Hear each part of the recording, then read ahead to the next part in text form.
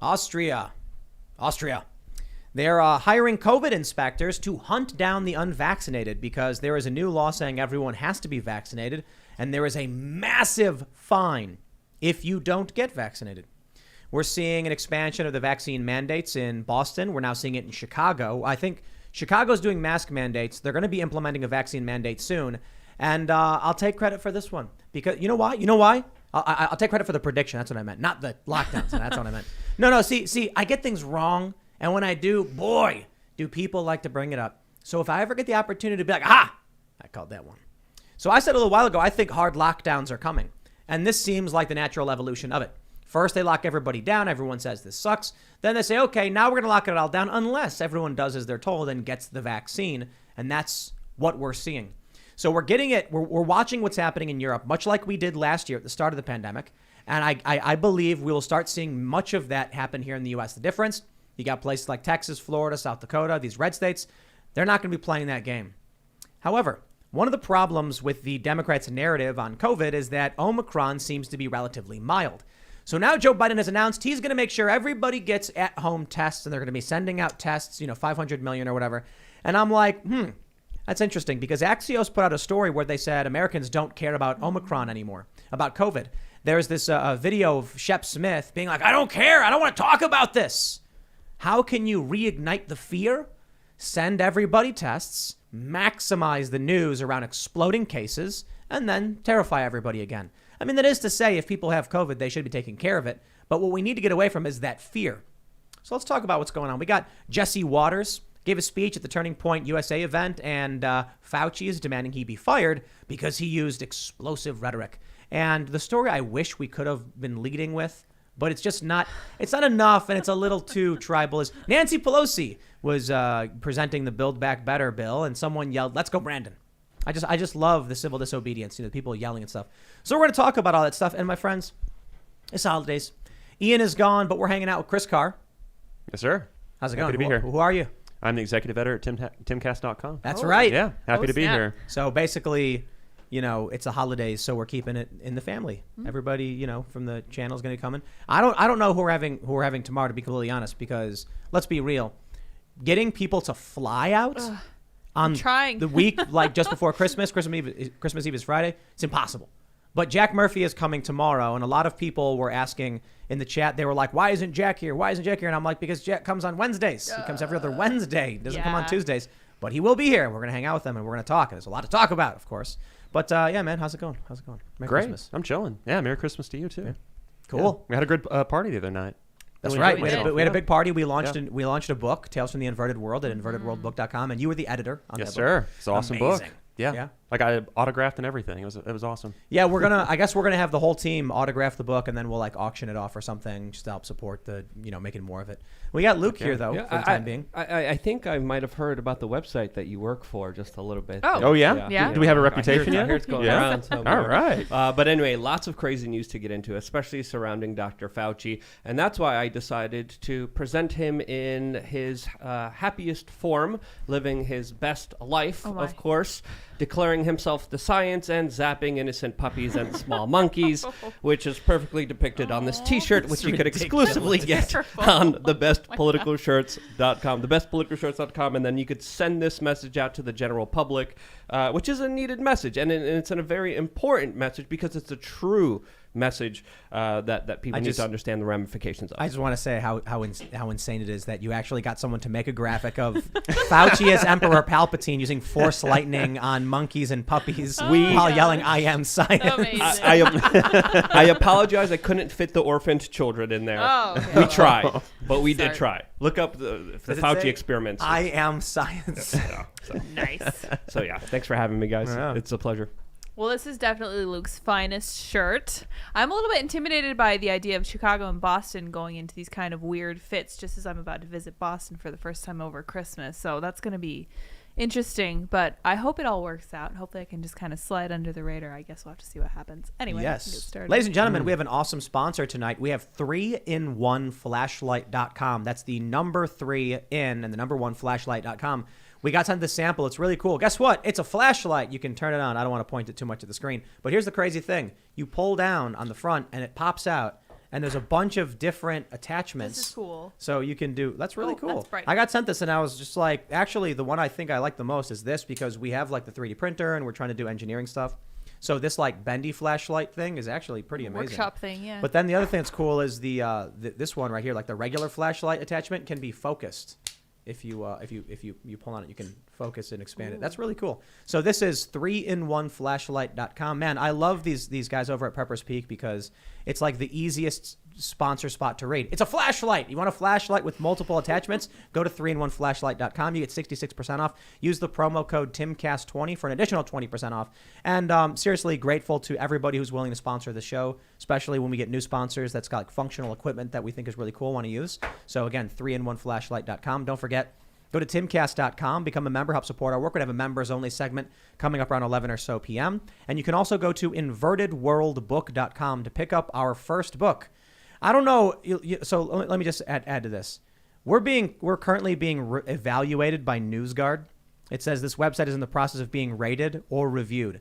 I'm really curious as to what they say about us because we have like this political news, but we also have pop culture crisis, which is like, what's one? Well, let me go to the homepage. What do we have on here? It's like infamous Island Boys TikTokers mocked by UFC audience. We've got the Long Island Monster Inverted World podcast. You know, it's like some of it is just cultural stuff. The vlog. I'm interested to see what they write about this. They're going to be like a far right website that hosts a vlog about skating and chickens and also makes content about Keanu Reeves and The Matrix and Spider-Man. And so it'll be interesting to see. But all that's possible thanks to you guys supporting our work. And if you want to get our latest book, go to invertedworldbook.com. It is a collection of stories about close contact with ghosts, UFOs, serial killers, and discussions on simulation theory. It's the first of many, and this one is just a variety of stories. But the next one that's coming out, I'm really excited for. Volume 2 is currently in the works. We think it's about 6 months out, and that's going to be the ghosts of the Civil War. And this is crazy stuff. So the stories we're already hearing about the conspiracies. And I'm not talking about crazy, like, government conspiracies. I'm talking about, like, people hiding money and, like, mafioso stuff. It's going to be a blast. Anyway, smash the like button. Subscribe to this channel. Let's talk about this first story. We got this from blick.ch.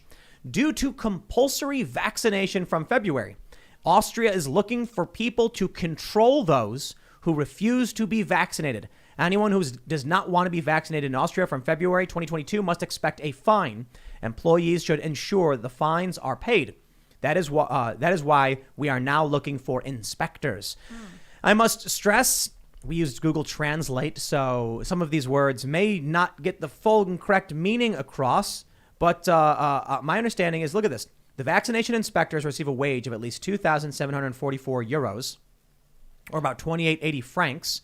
They say Linz now wants to engage people who are supposed to control vaccination refusals, as reported today. They should check whether those who do not get vaccinated are really paying for it, translation error, because whoever does not get vaccinated will be asked to pay up to 3,600 euro, the equivalent of a good 3,740 francs. Well, history repeats itself, I suppose. Some people call them inspectors. I think hunters is a better, more appropriate term here. Statist hunters going after, individuals who believe in bodily autonomy. Now, this is, again, according to a lot of local news reports coming out of Austria. They're talking about how they're going to be paying people nearly $40,000 a year to do this job, how the fines could range a couple $1,000s, of course, a couple thousand euros.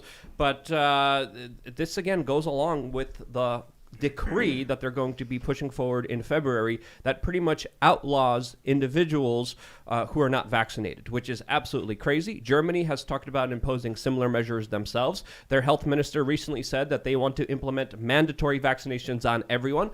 Austria's doing it. How this policy will be implemented, it's going to be nasty. It's going to be disgusting because people are going to be called up. People are going to be investigated. People are going to be spied on, tracked, traced, and databased and said, hey, did you take the shot? And they're going to have to say no. And then the government's going to come with jackboot thugs and say, you're going to give us money or you're going to go to jail. You have a choice, happen here. Which is crazy. But regardless of how the policy actually gets activated, what are the people going to do? The people that are still unvaccinated in Austria, are they going to acquiesce by in large numbers, or are they going to fight back?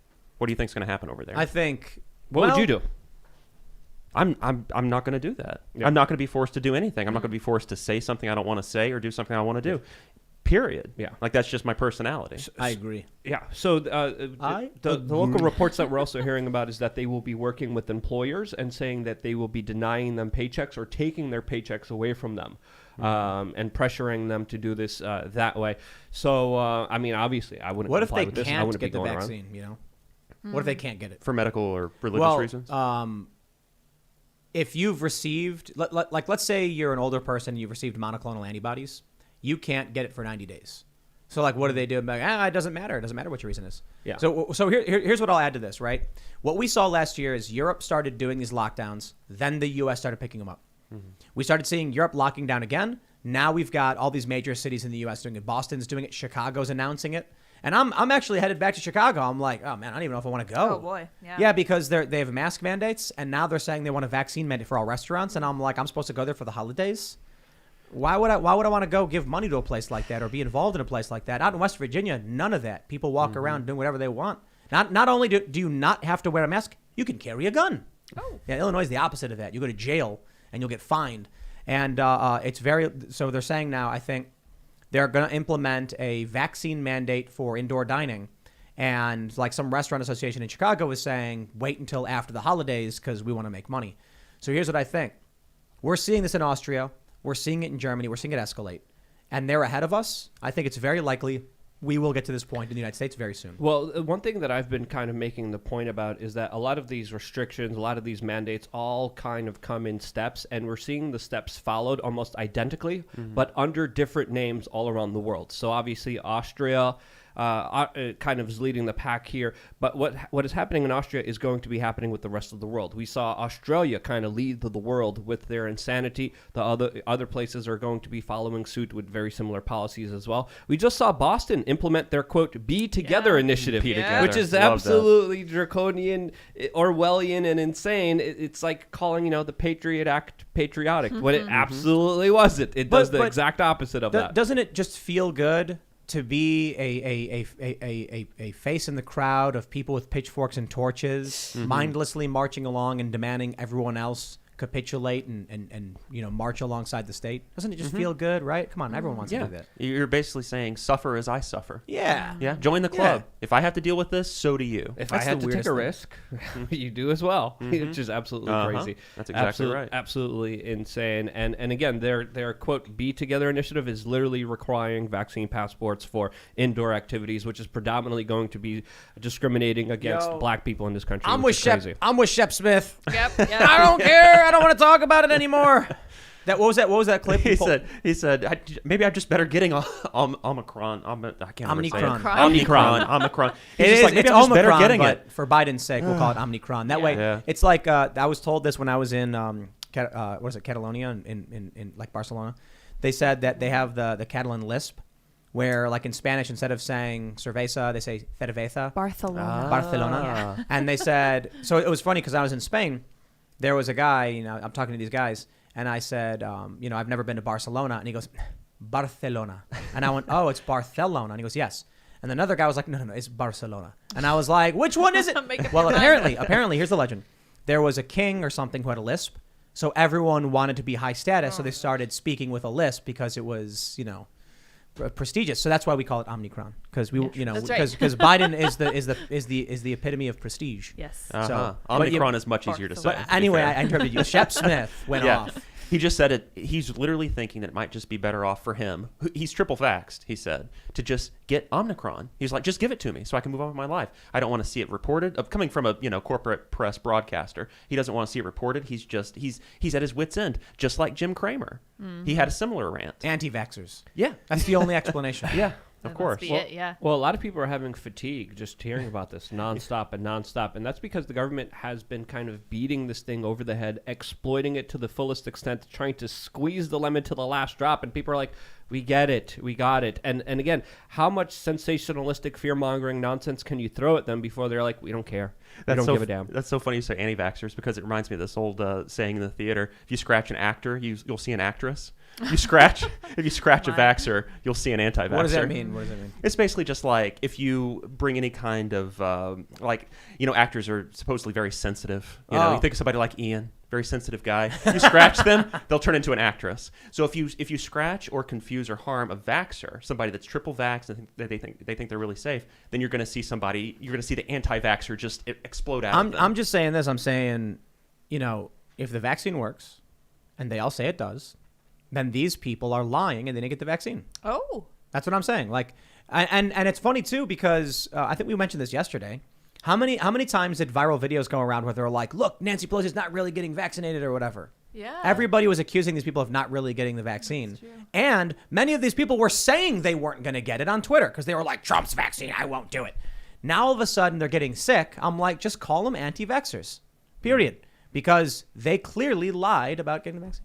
Now, I don't know if they actually did or not. I know efficacy wanes. You're supposed to get boosters and all that stuff, but I got no problem just saying these people are I'm gonna operate under the assumption that they just lied about getting vaccinated. Well, the other explanation to this is that there's a conspiracy, and yeah, there's that explanation. I don't think I think you know what I think? I think there's like a million micro conspiracies. You know what I mean? Yeah, I think we're gonna find out the truth in a couple of years from now, and I think we're going to be shocked about what really was going on today. This is how it always happens with history. I think, how long did they say the Gulf of Tonkin was a conspiracy theory? The Gulf of Tonkin incident? The conspiracy theory being that that America basically staged the attack so we could, enter Vietnam. And I remember hearing about how it was a conspiracy theory up until even like only a few years ago, and they were like, oh yeah, actually the U.S. did stage that. So there's tons of stuff throughout history that is purposely obfuscated, and then later on when you find out what really happened, you're like, wow. So how much longer until we actually get the unredacted documents from the Kennedy assassination? Well, the FDA is waiting 75 years to release the clinical studies about the Pfizer vaccine data. I heard they walked it back to 55 years because they were feeling more confident in their product. Either way, they have the data, and they say they need decades to procure it, even though it's already procured and ready to go. But for our well-being and understanding, they don't need any liability, and they don't need to present it until 55 years from now, which is. I bet a lot of UFO stories was just U.S. military drone research. How hard would it be for the military to create a quadcopter, in the 70s or 80s? They could probably do it. And that explains why people were saying they saw discs zipping back and forth and moving really crazy. Because if you ever watched like pro high-powered drones, these things go nuts the way they can move so rapidly. And the German military during World War II was also working on saucer-like flying devices as well. So there's even photos of some that look eerily similar to what some people call, of course, UFOs. So there's a lot of probabilities. There's a lot of things that, of course, we don't know about because the government is being extremely secretive. They're hiding a lot of data. They're hiding a lot of important information from the general public as they're telling you, trust us, give us your freedom. Give us your economic opportunities. Give us your life. But we're not going to show you anything on our end. And that's disgusting. It would be really funny? There are two different scenarios that I find would be really funny. One is that everything the government says is completely true. Like, it really was a weird-shaped cloud that descended, hovered, spun in a circle, and then darted off. It really was a cloud. Believe us. Why won't you believe us? Or it's just like it's so far beyond what anyone actually thinks it is.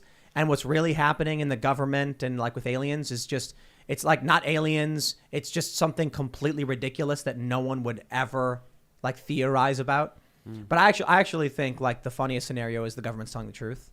Because that implies honesty among the government and a lack of any like intent for like military technology to be, and that they're competent. That's another aspect. That scenario got the biggest laugh in the room. Yeah. They're actually telling the truth. They're like, it's so absurd to consider. Yeah. The UFO everyone saw was actually a weather phenomenon, and then everyone's like, that's a lie. And this poor guy, he's like sitting in his office and he's crying. And it's like, actually is a weather phenomenon. Who made that famous joke being like, you don't believe in any conspiracies? You think the government is always honest? That they're batting 1,000? Like, you think they're always right? Like, are you crazy? Yeah. Like, there's no way logically you could even think that they're always honest. They're always, and it's just, you must be crazy if you really think that. But a lot of lefties do think that now, which is so crazy compared to like the 60s version of the lefty, which was anti-establishment, question everything, don't trust the government, don't trust the letter agents. Free speech no matter what. Even 10 years ago. Even 10 years ago. Yeah, that's true. Occupy Wall Street was like, Obama and Biden are liars. Yeah, don't trust the big banks, don't trust big pharma.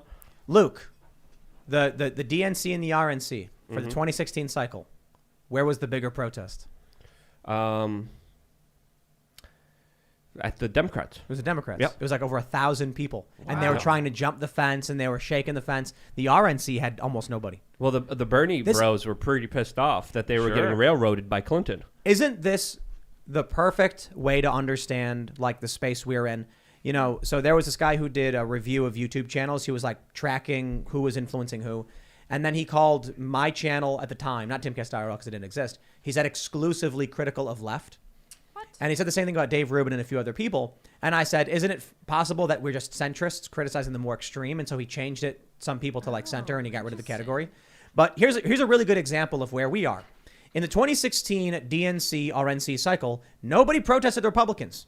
There was a small handful, kind of. Thousands of people descended on the DNC and tried breaking down the barricades and hopping in and getting into the DNC. That's like, there you go. People don't like the Democratic Party. People didn't care a whole lot about Trump for the most part. Now, I guess they kind of went nuts in the last cycle, though, you know. Well, this is why everyone thinks it's so crazy that Biden won as many votes as he did, which I do think that you're right with that Trump was anti-elected. But to look around and be like, all the people in the streets in New York City saying stuff like, you know, screw Joe Biden is very telling. Those are just normal people walking by a news reporter and they're like, man, that guy sucks. I think a lot of people are having a rude wake-up call. I wonder how many people are going through cognitive dissonance where it's like, they weren't politically active. Right. They voted for Joe Biden. And now everything the Trump supporters said would happen is happening. And they have to reconcile that. Some people don't want to do it. But a lot of moderate people are like, yo, I will take a ham sandwich over Joe Biden at this point. This dude. Which brings me to Joe Biden. We have this story here. Oh, snap. From the Daily Mail, Biden says vaccinated Americans can celebrate Christmas safely. Denies he has failed on home testing. Praises Trump for getting his booster and blames unvaccinated for Omicron surge. Coughs his way through COVID speech. Apparently, Joe Biden, what's he going to do? He's going to get 5 million tests to American homes amid a nationwide shortage with lines forming at testing centers. I just want to tell you this. One of the issues we had when we had COVID here is that we had like 4 people tested negative. And so we were just like, okay, It's 4 fine, people testing, it's not COVID. And then it was COVID. So, you know, you got to make sure, whatever that means, there could be false positives and false negatives. But here's what I think is really important about this. You know, Joe Biden went on to say that unvaccinated have no immunity to Omicron. And, you know, he said death in winter and all this stuff. Here's a story from Axios. Americans tune out Omicron news despite ominous threat. Ominous. Interest in COVID-19 news versus cases over time. So Omicron is spiking and the news is diminishing because no one cares. Shep Smith had his breaking point. I had my breaking point a couple days ago. You know, like last week, I'm like, hey, Luke, what's the big news? And Luke is like, we got a bunch of vaccine. We got a bunch of COVID. And I'm like, dude, no, stop. I don't care anymore. Yo, people get it. I don't need, look, a bunch of people are taking this week off. Like a bunch of shows are off the air for Christmas. And I'm like, no, come on. You can't take off the whole week because Christmas Eve is Friday. But we're only going to be doing a show. We're doing a show tomorrow, and then Thursday and Friday we're off because nobody is working. Nobody wants to talk about what's going on. Nobody wants to be dealing with this. So here's what I think. How do you get the news back? Joe Biden needs fear. The Democrats need fear. The Republicans are going to sweep in, they say, you know, red wave. So Joe Biden sends out half a billion tests. Everybody takes these tests. And then we're going to get a big surge in reported cases. And they're going to be like, oh, look how bad it is. Now, truth be told, that would mean things are bad. But if without these tests, people were having mild symptoms and didn't really care, we'd get over it. We'd get through it and we'd carry on. Like Shep Smith was saying, just get it over with and just get on with your life. Yeah. But the problem is that there are some people. Sorry, Luke, did you want No, go ahead. Some people, they get the positive test and they rush to the emergency room. I've heard this story over and over again. And not just like old people or people that are in high-risk categories. People that are young, relatively healthy, they get the positive test and they rush the whole family to the emergency room. They're just like, we've got COVID. You know, you got beds? Yeah. Like, there are people that really do believe, perhaps thanks to the corporate press for the most part, that their life is at risk and they have to get in a hospital immediately. So it's psychosomatic, and anxiety is also one of the contributing factors how harsh you're going to have to deal with COVID. It was obesity and very oddly anxiety. So there's an element to this that, of course, we still don't fully understand. But I kind of agree with Tim's sentiment. We are tired of it. We're exhausted of it. A lot of people just don't want to hear about it. Biden was coughing through this thing, as of course he was also a close contact. But during his speech, he admitted that his mandates were unpopular, which is big. But say everyone gets tested now, or other conspiracies are going to be that there's going to be potentially something in these tests, whatever it may be. There's a lot of theories out there, but if people do get tested and the tests all get out there, people are going to freak out and be like, maybe we do need this mandate, which of course is unpopular now. But again, the government can't even test right. They had close to 2 years now. They can't even get the testing right, as people are waiting 8 hours in line in the freezing cold in New York City just to get tested. They can't figure that out by now. And they look like line. I made the comment. I'm like, that looks exactly like the DMV. Because it is. Yeah. They're the same things pretty much. I'm worried about Joe Biden, man. Yeah. Because you've got Elizabeth Warren, Cory Booker, Jim Cramer, who else? They're all like, I'm triple vaxxed and I got it. And what if Joe Biden gets it, man? He's almost 80 years old. Yeah. Like he's in the highest risk factor for something like this. So that's kind and he's coughing in this thing. I'm like, dude, I don't like Biden, but come on, I'm curious to know what kind of health shape his clones are in, though. Because I was going to say that, and I didn't want to go there. Good shape. Well, no. That's actually goofy. that's a misconception. Actually, Oh. they're not clones; they're androids. Oh, I see. Right. So they're I say actually, it's a word shapeshifters. problem. Shape-shifting skin, I think, is a little bit more accurate. That works. But there's another thing that's really I interesting. think we have to clarify for YouTube. We're joking. 'Cause there's someone Yeah. at YouTube like, we're talking about it. I'm gonna press No, that ban I spend too much time on TikTok. That's all I'll say. That's great. There's a meme that I tweeted today, and it's all the people partying, and there's a guy in the corner with a Dr. Fauci sweater, and it says, they don't know they're looking at a winter of severe illness and death in his house, and he's like crying, and he has the gloves on, and he has the needle in his arm, and I was like, and just thinking about it, I'm like, that's Bill Gates. That's literally like the statement that Bill Gates just released recently, saying that this is the worst surge that we have seen so far, that he's going to be spending Christmas alone, and he canceled Christmas with his friends. Which his voice? You gotta do it in Bill Gates' voice. This is the worst surge we have ever had so far. We're entering the worst pandemic. My friend Jeffrey Epstein and Glenn Maxwell cannot attend our Christmas. I can't believe this is happening. That could also be Queen Elizabeth. Yeah. Just hearing it fairly. And she also said that she's going to have to spend her Christmas alone. Lizard That people could have the be same Queen voice, in Elizabeth. my opinion. Yeah. Yeah, but if you're doing a lizard person voice, you have to like hiss. Yeah. Yeah. Like you got to be like Voldemort. What is this? Okay, so Bill Gates has this huge thread. Where is it? Is it this? Just when we thought things would get back to normal. He turned off the comments, so you can't even leave a response. That's how you know he's strong. Just when it seemed like life would return to normal, we could be entering the worst part of the pandemic. Omicron will hit home for all of us, close friends of mine, like Jeffrey Epstein. No, he didn't say that. Oh, he didn't say that I did that. And I've canceled most of my holiday plans. This is his first divorce. Just add in every statement he makes. This should be a meme. Every time he tweets something, you add somehow him mentioning Jeffrey Epstein as with his Jeffrey friend. Epstein. That's dope. Yeah, Like that yeah. I joke, like yeah. that. But Yeah. in bed, yeah. The big unknown is how sick Omicron makes you. We need to take it seriously until we know more about it. Even if it's only half as severe as Delta, it will be the worst surge we have seen so far because it's so infectious. Ask my friend Jeffrey Epstein. In the meantime, we all have to look out for each other. I love it.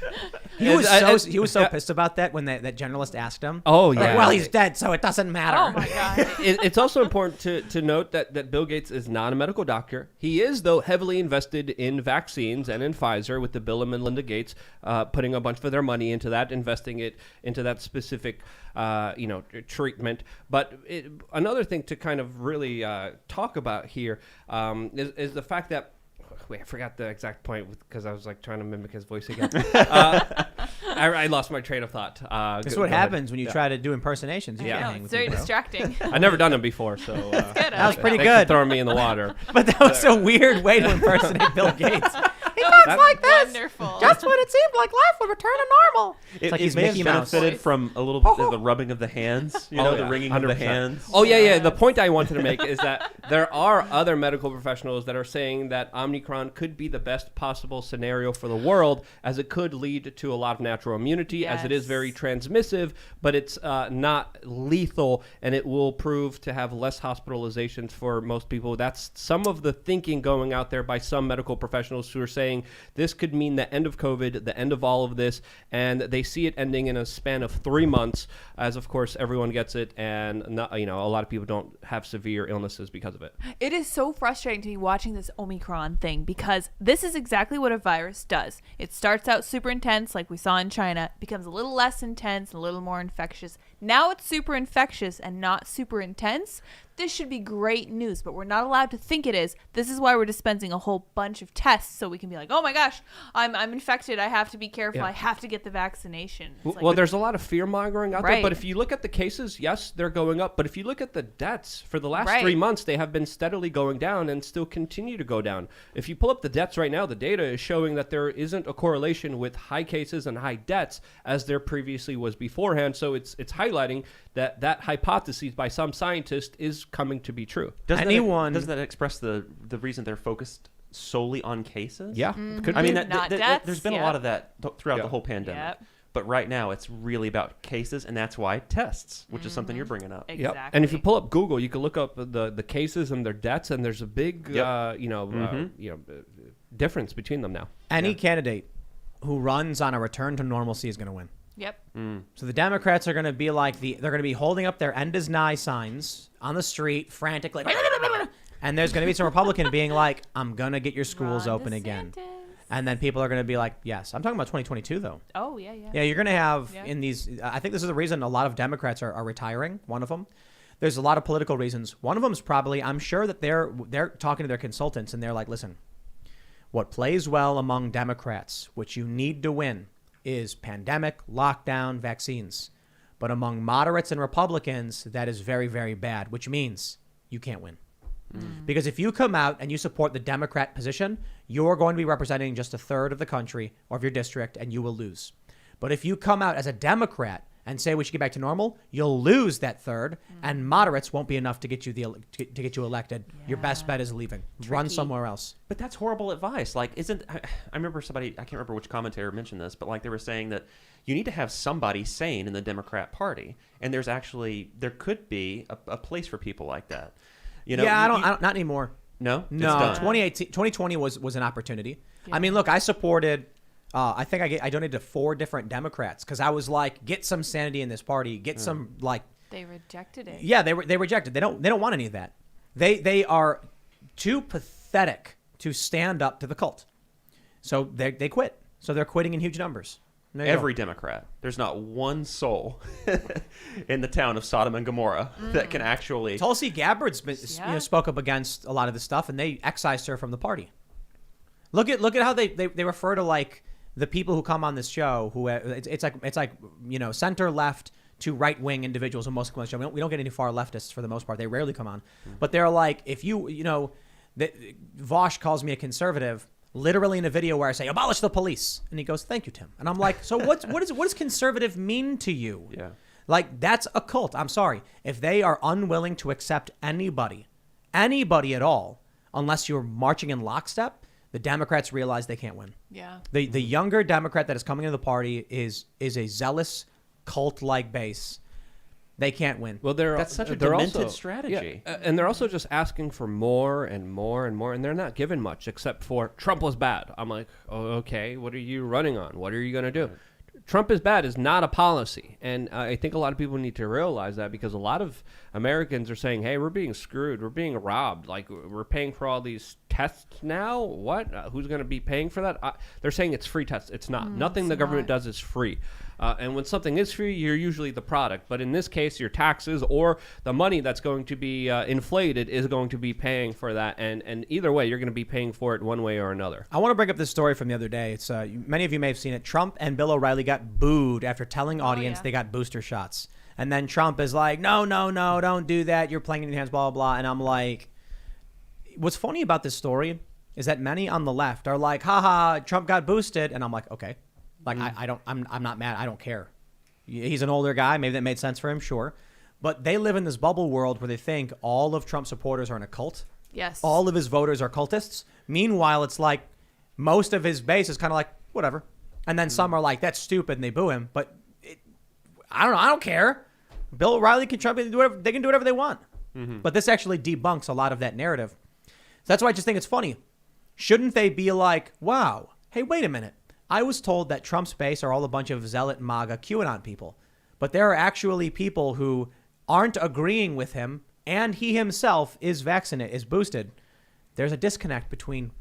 Trump's supposed to be this cult leader, right? Right. Well, being the genius marketer that he is, as soon as that little pocket of booze happened, he goes, very small group of people right over there. Anyway. Right, yeah. But also, during his speech, he was making a lot of assertions based off no data, no information at all. He said, this would have been like the Spanish flu if it wasn't for me. We got to take credit. I want credit. We got credit for doing this. What did you do? After your product that you streamrolled and you threw a lot of money into got out there, what happened? Cases gone up. Deaths have gone up. What are you dancing on? Like, how are you going to be making all these assertions? And a lot of people aren't happy with his statements. And I think, his statements and what he did with Dr. Fauci is going to lead to a situation where a lot of his supporter base, I think legitimately, is not going to be following him. Now, the corporate media saying that he's an anti-vaxxer and all of his followers are anti-vaxxers, again, it's just hyperbolic dribble because he's clearly on a different side and clearly not afraid to express those ideas. You see that interview he did where he said he didn't fire Fauci because the left would have lost it? And then a bunch of people on the right were like, Trump admits he didn't fire Fauci because he was scared of the left. The left already lost it a number of times during his entire presidency with absolute nonsense. Trump should have realized, the people around him should have realized, hey, you can't appease any of these people.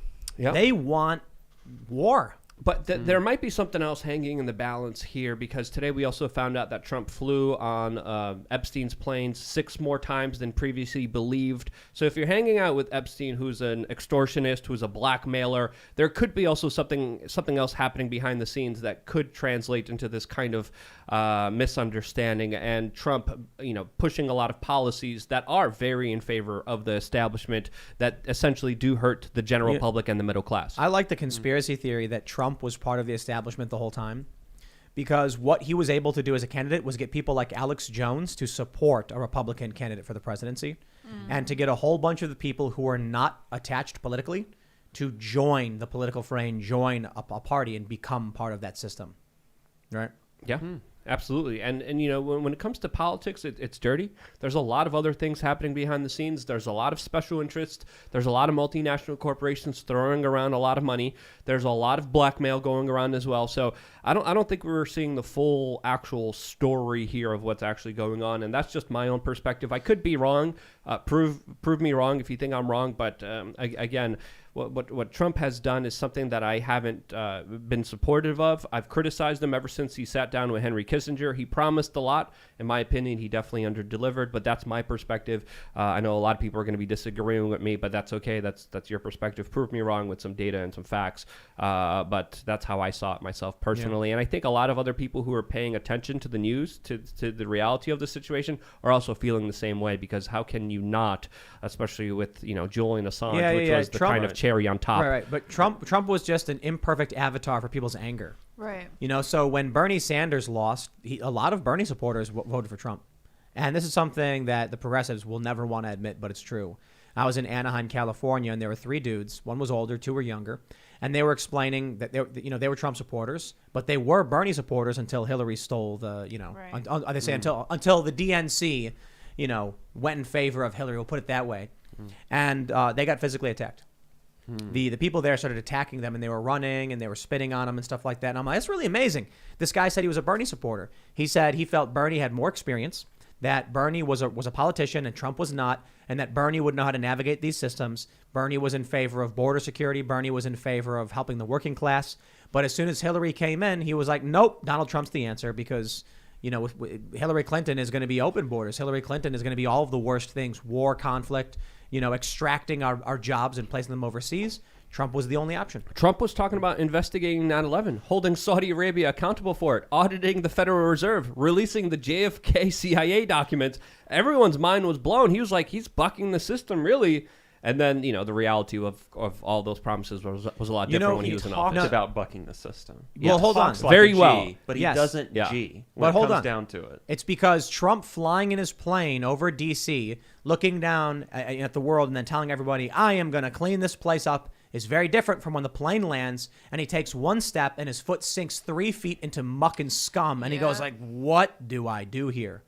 It happens to a lot of these people who run. They say, I'm going to do all these things. I'm going to do this, that, or otherwise. And then Trump gets in, and he was like just dredging through that muck, trying to make it to the other side. Worse still, with a lot of presidents, they get in the muck. They don't follow through on all their promises. Trump not only had the muck, but he had the establishment Democrat and activists, like lassoing him and pulling him back at the same time. And they're still doing it today. Throughout his entire presidency, he was investigated. Then they impeached him, and they impeached him again. Then you get Ukraine Gate, Russia Gate, all of these scandals preventing him from being able to do anything. And the left likes it. They're like, good, obstruct him. But I'll tell you this.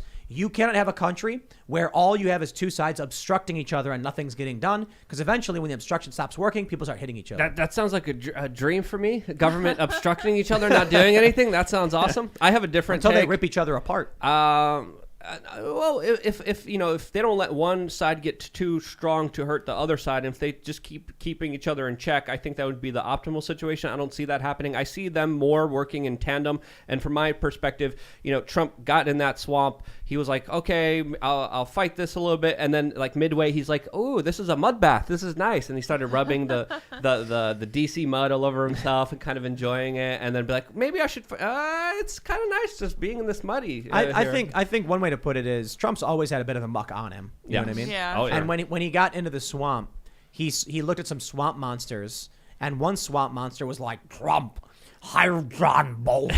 And then Trump was like, all right. He goes, wait a minute, are you a swamp monster? I swear I'm not. Okay, John. And then he looks over at another swamp monster, and he's like, I'm going to invade Iran. And he's like, you're hired. Yeah. Then Fauci was there the whole time, and Trump was like, I'd fire that swamp monster. But the swamp monsters over there really like him, so I won't. Yeah, and Jared Kushner as well. I mean, there's a lot of crazy stories that came out surrounding Jared Kushner and his involvement and sphere of influence, pushing a lot of policies that were absolutely not popular at all. And there was a lot of opportunity there, and I think that's why a lot of people felt let down. But let's be honest here. He still did some okay things. We shouldn't be too one-sided and not just always attack him. We should admit that he also did push for very populist policies. He had a very unique China policy. No new wars. He focused on American jobs. And again, we have to start seeing things through the lens of outside of our political gangs. You know what's funny, though? You shouldn't be the Bloods, you shouldn't be the Crips, but you should see that this violence is just absolutely stupid, and then both sides are playing you. I'll tell you what's funny is that Trump did try to end a lot of our wars, Yeah. but not all of them. He did try to get us out of the Middle East and stuff like that. It's kind of sad that where we are as a country is the president who doesn't start any new wars gets praise because we're so used to all the presidents starting wars. It's the norm. Yeah. Yeah. And I understand Trump was actually pulling back a little bit, but imagine if we got a president on day one just signed a bunch of executive orders saying we hereby are ending these excursions and we're going to be bringing troops back and we're going to be withdrawing and all that stuff. Even Trump didn't do that, but Trump did, I believe, try in many ways. And that's because when he was, marching through the muck and everyone and he's trying really hard to get through it, he was determined, I am going to carry out my promise. I'm going to build that wall. I'm going to, withdraw from Afghanistan. And then as soon as he leaves the swamp and Joe Biden walks back in, Joe Biden started rolling around like a pig in ish, if you know what I mean. He was happy. He was like, oh, swamp, I'm home. Start getting his energy back as the swamp returned life to his, rotting, corrupt body. And then he was like, let's botch Afghanistan so we can destabilize the region further. And then there you go. But continuing that Syria policy was just insane. Continuing the Yemen policy, also another thing no one really talks about, the worst humanitarian crisis, according to many international organizations in the world, because of the U.S.-Saudi Arabian coalition that's literally fighting proxy Iranian forces against proxy al-Qaeda Saudi Arabian forces. We were on the side of al-Qaeda, even though Associated Press was writing articles saying how, the Saudi coalition comes in there, they tell al-Qaeda to step back, they bring in the media, they say we conquered al-Qaeda, meanwhile they were working with them in Yemen as part of American foreign policy, as well as, being on the side of the rebel groups. I mean, bombing Syria, it was just wild, his foreign policy, because he himself called himself a globalist and a populist. You can't be both. And I think he represented both ideas, but he also contradicted himself a lot and fought himself. Let's talk about the guy I should have fired. Oh, yeah. Dr. Fauci. Oh, yeah. From Timcast.com, Fox News standing by Jesse Waters after Dr. Anthony Fauci called for his firing. Oh, my. Fox News has defended the 5 host Jesse Waters after Dr. Anthony Fauci wants him fired. The controversy began after Waters told the crowd at last weekend's Turning Point USA to ambush Fauci with questions, Project Veritas style, if this even public. And he mentioned going for the kill shot. And then I got to say, I don't even know if we can read what he said. I get it's euphemism, what Jesse Waters said, but seriously, considering the way they're reacting, it's pretty overt, the metaphors he was using. So referring to an ambush, referring to a kill shot, saying things like, boom, he is dead, stuff like that. But we understand that he was being bombastic. Jesse Waters was trying to get a rise, in my opinion, by saying, ambush him, get these questions, ask him this, that, or otherwise, and boom, or whatever. Fauci went off. Dr. Anthony Fauci says Fox News' Jesse Waters should be fired on the spot for telling a crowd to ambush him. But he adds he's going to go very likely unaccountable. I mean, whatever network he is on is not going to do anything for him. And my response to this is, shut up, Fauci, you scumbag. Seriously. These people on CNN on New Day are like, why won't anyone hold them accountable? And I'm like, look in a mirror for 2 seconds, Seriously. you morons. I'm so sick of these people. They march around screaming and smashing and there's riots and they celebrate it. And Kamala Harris bails these people out. She donates to them. And then the staff for Biden bail out these riots. And then the moment you get one Jesse Waters being like, ambush him with some questions, they're like, okay, I don't care. Look, the divide in this country is too much. There's no way to rectify this. If the right keeps capitulating, like every single time a member of Congress says something off color, they're like, remove them from their committees, and they do. Yep. And Lauren Boebert apologizes to Ilhan Omar for her joke. Meanwhile, Ilhan Omar can tweet over and over again, really weird statements that make it seem like she's talking about Jewish people, and they're like, no, we don't care. They're going to keep doing it. No one's going to hold them accountable, and they live in this bubble world where all the Republicans must fall in line with them. And the funny thing is, many of the Republicans just do. They do, because they care more about the opinion of the New York Times than they do about their own constituents. Well, maybe that will change when y'all go out in the primaries this spring and summer and vote all the incumbents out and send them back home and say, you're fired. In that particular voice, especially. Just like that, yes. I do have to say, it is very bold to see Dr. Fauci calling for media accountability. Rich. Mr. Gain of Function himself. He also went on and also attacked RFK Jr., who just wrote a new book about him. He said it's, quote, strange how they go unchecked with no consequences for people to say that. And again, he's particularly referring to RFK Jr. and his book, The Real Anthony Fauci, that details a lot of very dangerous and credulous studies that Dr. Fauci committed throughout his years at NIH that targeted orphaned children, that targeted monkeys, that targeted, puppies.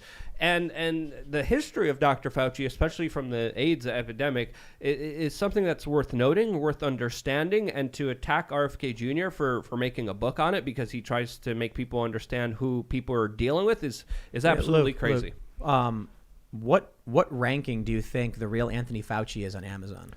Number one. It's number one. Yep. Number one. The number one bestseller in books across, just number one, The Real Anthony Fauci. The last time I tried to get a copy, it said that they were temporarily unavailable. The book? Yeah. Really? Yeah. I don't know if that's still the case, but What do we got here? It says temporarily out of stock. Oh, there you snap. go. Wait. Hold on. Aren't these made to order? Like, you order it and they print it? And... I mean, that was kind of a red flag for me. I was just like, interesting. So I'd really like to read this book. I mean, I understand the validity of it. I understand what it's... Because, I listened to an interview with RFK Jr., and he talked about the 250,000 some citations that he has in this book. Oh, and he also challenged somebody like Fauci or anybody that he implicates for the crimes that he alleges in this book to debate him on stage.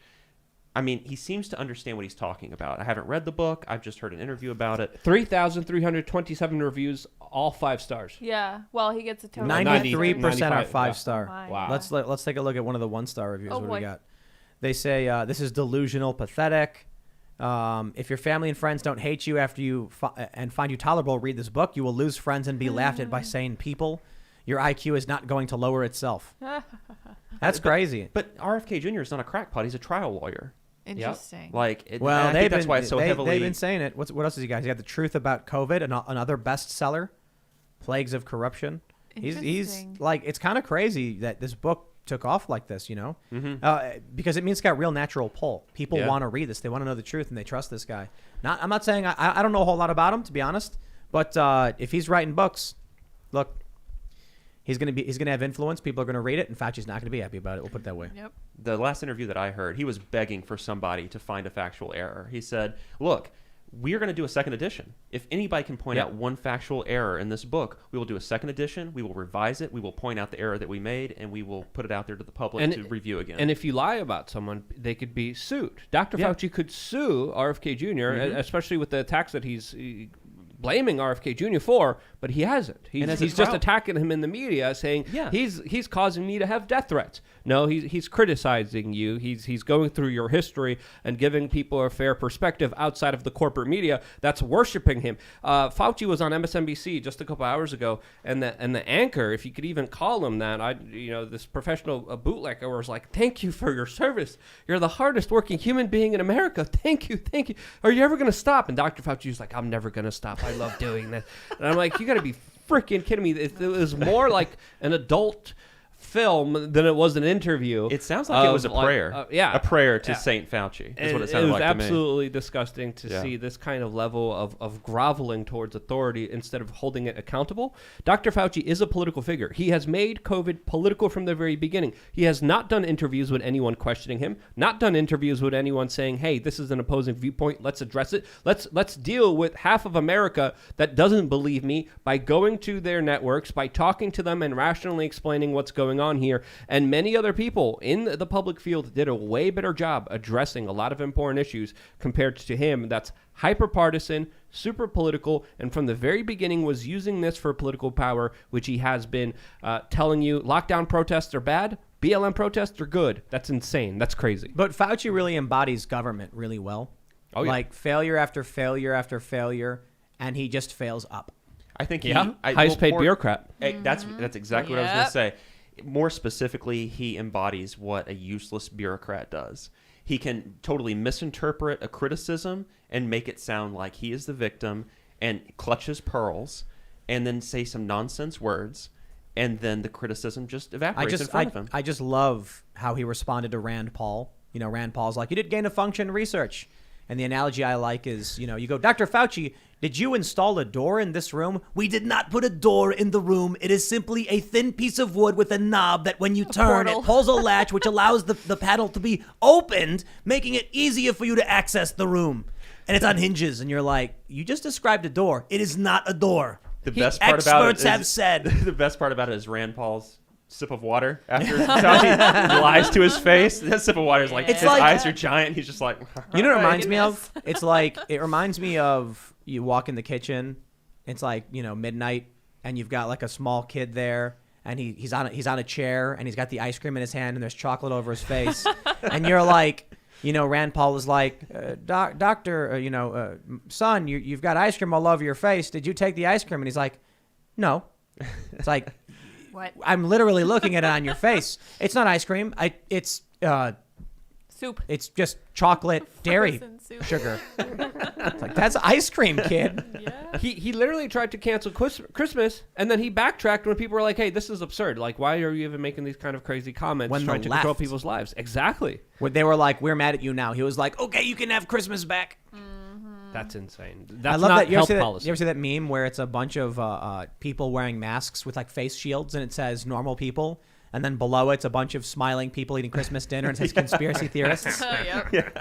That's the crazy thing to me, man. Yeah. Because I know so many people where they're just like, who was it? It was what's his face from Queen? Brian May? Is that him? He got Mercury? No, Brian May. He got COVID, but he's triple vaxxed. I'm not sure. And his immediate response was, "Make sure you get your vaccine." And I'm like, dude, stop. Because I'm not here to talk science. I'm just here to say that you're the last person who should be advocating for that.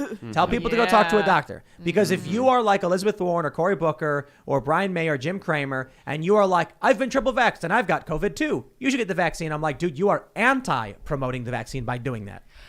Well, You're discouraging it. And what kind of message are you sending? Yeah. And you know what they say? They just say, I'm sure it would have been worse if I hadn't had this shot. Well, you're running a parallel universe in that instance. You have no idea what it would be like if you hadn't had the shot. You'd probably still have gotten it. Well, we don't know. You don't The point know. is, Yeah. We don't have the data. You got Joe Biden coming out, and he's like, it was the COVID protocol guy who said there's going to be a winter of death, for the unvaccinated. And a lot of people were tweeting like, this is not how you convince people. And I'm like, it's true. It's not how you convince people, but let's be real. I don't think there's any convincing left to be done. I do not believe at this point there's anything anyone's going to say to convince someone to go and get the vaccine, or I think it's a pointless argument. People have made up their minds. Yeah, and the fact So they're that, resorting to threats. Yes. Yeah. I mean, there's And- no more and convincing to be done, so that's what happens. You can't convince somebody, okay, well, maybe you threaten them. and see if that works. extortion and manipulation, as literally talked about by the mayor of New York City, who Yep. says we're going to have to take away people's ability to get a paycheck, to Yep. eat, and that's how we're going to get them to do this. Or fine them like they're doing in Austria, and literally steal money from them and bring jackboot thugs in there with badges and and fancy uniforms to threaten their lives to do so. And, I think that's not a way I want to live in, and that's against human rights, and that violates every core principle of our current civilization, and it's leading to a very dangerous one where top-down bureaucrats have too much control of your life, and I don't want to live in that kind of existence. All right. I want to talk about something very serious. Oh, yeah. I am deeply offended. And I'm going to start this segment by saying one thing. I could be watching a movie, right? And it's an action movie, maybe a James Bond film. And, the action hero pulls out his gun and just shoots a bunch of dudes, and they die. I feel nothing. But that scene when the dog gets hit by a car, then I'm like, ah! John Wick. Exactly. Yes. Like John Wick just went around slaughtering people. And you're just like, yeah, Really? you get him. Why? Because they killed his dog. That's right. From The Independent, Bidens have given away dog Major to family friends after biting incidents. First family of the United States is rehoming their dog, citing that it would be safest for Major. Yo, that's some dark stuff. Like, I get it. Sometimes people have to do stuff like this. But the reality is they use the dog as a prop. Joe Biden's got a strong dog. And then the dog bites people, and they're like, get rid of him quick. Yeah, I tweeted about this. Like, if you don't have time to raise a dog properly, you shouldn't be getting more dogs. And to give one away, I mean, that probably breaks the heart of the dog. That totally is just disrespectful, nasty, irresponsible behavior. And if you have a dog that's troubled, you have to train them. Again, I'm a dog owner. I also have German Shepherds. German Shepherds are the second leading breed of dog that are related to attacks. When you have a dog like that, it's like having a gun.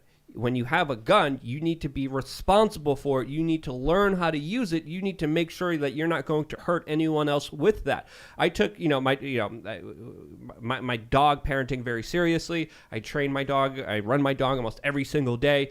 You have to, because they're creatures that deserve all of your time. And if you're a bureaucrat that clearly, one, is not right up there, not all there, health-wise, you think you're going to have another dog that you're going to be responsible for? Of course that other dog's going to be biting more people. But they got another dog. That's crazy. They just replaced it for a new dog named for a new Commander. puppy, yeah. I don't Dare believe for a they? minute that this dog was rehomed. I think this is pure propaganda. I have no facts to back this claim up, but what I think is that dog took one look at 90-year-old Joe Biden chasing him out of the shower, and he ran and never came back. I think. Remember that story, right? I remember that. Yeah. He slipped in the shower or whatever. The dog Yeah, was... that dog was out of there. He was So just like, I don't need this. I don't I'm need out. this. I got, they I got say... plenty of years ahead of me. dogs can smell seizures before they happen. Yeah. Yeah. So that's crazy. Dogs can smell cancer. It's a lab test. What if dogs can smell evil? they can? I'm sure And they like can. Joe Biden is in the conservatory or whatever they have in the White House, and like the dogs in the corner like snarling, and Joe Biden's like, stop snarling, we have to do a photo shoot, and the dog's like, and then they're like, get rid of him.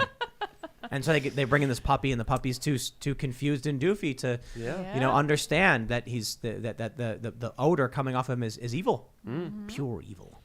Quite possible. I can see that. Yeah. That makes sense to me. Yeah, that checks out. Yep. I heard that dogs can smell if you've eaten dog. I believe that. Yeah. I had heard that. I have rumors about that. I haven't heard if that's true, but they're extremely intuitive. They're extremely smart, especially German Shepherds. They know what's going on. And if you don't raise them right, they could be some of the worst dogs that you could ever have. And they have a tendency to lash out and be angry, especially when you don't pay attention to them, especially if you don't give them a lot of time. And to see these kind of dogs use this props and to just be thrown away, it's sick and disgusting, irresponsible behavior. And I wouldn't expect anything else from the federal government. They get a fake dog so they can be like, look, we got a dog. Look how cute Now the they puppy got is. a new dog named Commander or whatever, which is another German Shepherd, right? Yeah, Yep. I think so. Yep, the same kind of dog. Yo, German Shepherds need training. Yep. A lot exercise. of Right. training Yeah. and a lot of exercise. I have a German Shepherd. I love my German Shepherd. Aren't they She's like absolutely the great. closest breed to wolves or something? Yes. I was reading about Yes. that. So for Joe Biden to be like, we want a prop dog, and they probably had a consultant come in and be like, now German Shepherds, they test very, very well in our pulse. So you can either go with a Husky or a German Shepherd. Don't do the Labradoodle. And they're like, we'll go with the German Shepherd. And he's like, well, now German Shepherds require a lot of training. And Joe Biden's like, Yeah. You want to look tough. That's why you want to have That's a right. German Yep. Shepherd, It's marketing. That's right. and it's great marketing. But again, a huge responsibility, and there's so much training to go into Trump them. should get a Labradoodle. Pug, I think. Yeah, That would pug. be, Pug's the way to go. More fitting. Yeah. Pugs also Pugs are great marketing. dogs. What if Yeah. Trump just had like 2 massive pit bulls with him all the time? Like just super huge, and they walk to his left and his right, and they're just like, "Rah." That'd be pretty awesome. That'd be Like great. the gold That'd be chain collar. Yeah. The Babylon Bee had a great headline saying the Bidens are going to name their dog Karl Barks, which is it's right on the money there. Karl I for- love Barks. it. But disappointed to see so many dogs just kind of thrown away, and it's bad for especially German Shepherds. German Shepherds are dogs that need an alpha, need a primary owner, and if they don't, and if they keep getting kind of thrown around between different owners, and they don't kind of have their one owner, Dude. they get lost and confused, and they're not happy dogs when they don't have Yeah. that Yo. one person in their life that they have to serve. Look how this story is kind of sickening to me. So NPR, the sad. Bidens say hello to new puppy Commander, and Major is off to a new That's home. horrible. And then they have this tweet, meet the newest Biden. Welcome home, Commander. It's just like they threw out one dog and bought another one of the same Jeez, breed. Yeah. It's just That's exactly dark, what man. happened. Well, that's how Joe Biden will treat you as an American. That's right. No, wait. It was People are right- asking, did my dog bite Michael Mouse? No, that wasn't my dog. I trained my Drama. dog. Yeah. And Yeah. When we were doing the crazy show, Michael had the thing on his face. yeah, Because Nick's dog bit his face. yeah. Yeah. That's I didn't know it true. was And then Nick's and dog. Nick's dog Yeah. bit my dog. That's right. And ripped her face too. Yeah, and Oh my god. But that's what is that? Is that a husky?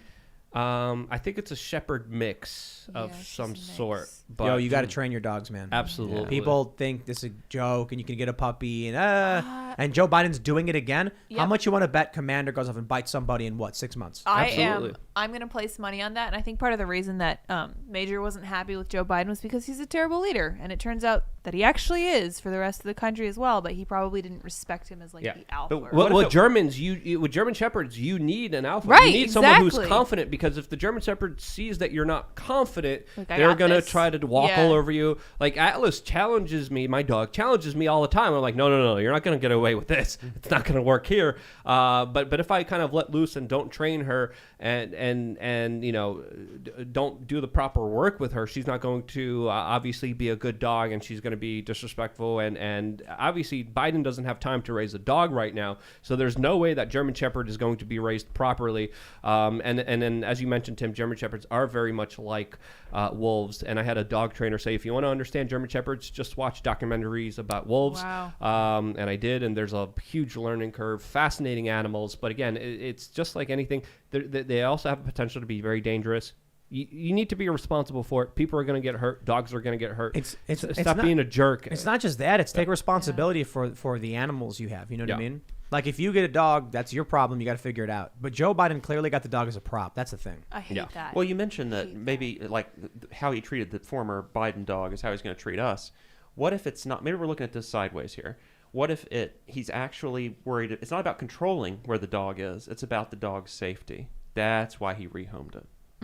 Sure. Yeah, That it's was about it for safety. sure. Yeah. Maybe Not control. We he do could need get to be secure. Yeah, for sure. maybe he could get some pugs and teach them how to do the black power paw. Oh, that'd be great. Yeah. I would love that. Well, thank you. that'd be Dankula did awesome. that, Yeah, right? Dankula. Well, it was a yeah. little bit more severe than the black power paw. No, he did. Well, he Like, did a second He has a iteration. black Oh, it pug. was okay. And Yeah. and that video was way funnier than the first It one. was Oh, okay, gotcha. amazing. So I he- haven't he- watched it yet, but I need to watch that. You one. haven't So seen good. it, dude? No. It's Oh, actually I saw that old I other seen now. the first Yeah, one. yeah. I got him in trouble. Yeah. So the second one he did is like he's he's got the teaching the dog or whatever. When all of a sudden he has a knock on the door and he's like oh crap, it's the Labor Party, and then he like has to hide a bunch of Hide all his books. books. One of the book he has to hide is the Torah Yeah.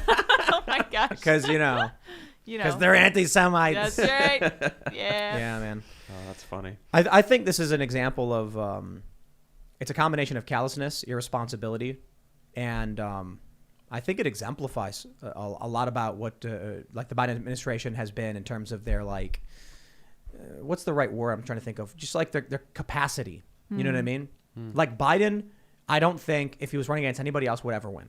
Right. But because there were so many people who didn't like Trump, people were like, I'll take whatever I can get. The corporeal form, they called it. Right. Well, what do you get with that? You get weak leadership, you get callousness, you get lazy behavior, and you're gonna get Joe Biden half measures. And you're gonna get a whole bunch of people bit and hurt. That's right. And Poor a whole bunch dogs. of dogs that don't have a true owner and have a horrible life. Should we It's get horrible. like one of those pools where you like put dates and then we figure out like how long How the dog's long. gonna last, Yeah. and everyone can buy a square, and we'll be like, this is gonna last 3 months. Yep. This dog's gonna become at 6 months, and they're gonna be like, oh look, Joe Biden. What was the story about him in the bathtub, the shower, or whatever? He slipped. Well, I mean, who Oh, knows he what broke the his actual- foot or something, right? Yeah, he liked it.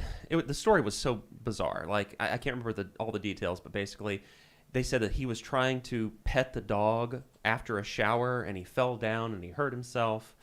None of it added up, and it all created really horrifying imagery that I won't forget. so Yeah, weird. it's terrible. Some people said it was Yeah. a cover-up for a bigger medical procedure dealing with his brain and Right. aneurysms, and that's Right. why he had this cover story that was so elaborative that didn't make any sense at all. So weird. Yeah, but what's the evidence for that? A lot of speculation and theories, and the fact that he also has very serious injuries still within his head. I believe it's correct me if I'm wrong. Two metal stints in his head. Yeah, he had two. What do you have? Aneurysms or something? Yeah, I had Yeah, but this was aneurysms. like decades and decades ago. So Well, yeah, but it's there still could there. be some. Yeah, it needs to be checked up on. There needs to be some very serious procedures that people need to take that's associated with that. And You think Joe Biden gets blood infusions from children? Probably. Yeah, that's Looks like, basic yeah. stuff. It's probably even bigger than that. Well, so I mean, I bring that up because I know it'll be very triggering to a lot of people on the left. They're going to be like, "Oh, don't say that. That's conspiracy." But we know a lot of rich people and powerful individuals. They get actually do they get that. blood transfusions from young people, and so like a lot of these billionaires actually hire bodybuilders to like just go to the gym and be a gym rat and eat healthy, and then once every 2 weeks they get a blood infusion from their not bodies just or whatever. blood, but also fecal matter. There's also Yeah, people. There's a South Park episode about that. Exactly. The so, spice. Real thing. And there is science behind that that blood kind of therapy that is implemented in some parts of Mexico already. And there are a lot of billionaires financing more scientific discoveries and studies into that. And it wouldn't surprise me. We don't have any kind of evidence. It's kind of circumstantial to kind of allude that this could be happening. But there's some probability that yes, that's probably what's going on there. That's probably what's going on with Henry Kissinger and a whole bunch of other stuff that they're getting that gives them life extension technology and allows them to live all the way up until the 80s and 90s. And I mean, David Rockefeller was 101. Let's talk about this this very obvious article from Timcast.com. The headline should be just duh. But it's half of Democrats and 70% of all voters say inflation is affecting their family budget. No kidding. Pollsters at iCitizen asked voters if the current rate of inflation is affecting your family budget. And yes, broken down by gender, male and female responses were nearly identical, with 74.5% of men and 74.6% of women saying yes. Amazing. When looking at location, all regions of the country had almost identical responses. Clearly, inflation is having a very broad impact across the country, irrespective of who you are, how old you are, where you live, what your politics are, and the level of your education. So, subhead, duh, for Yeah. this article. But why is it? Why is it getting worse? Why is it that it seems to be only the Republicans are like, hey, stop spending, and the Democrats are like, spend more? Well, that's because there's a big transfer of wealth and people extorting a national tragedy for their personal benefit and the benefit of their friends in the multinational corporations that are robbing this country blind, as of course it's a sinking ship that's going down very dramatically fast. And before COVID, there was one person worth over $100 billion. Now there's 9. 10 of the richest people before COVID were worth $695 billion. Now they're worth $1.36 trillion. Well, let's think about that for a real quick second.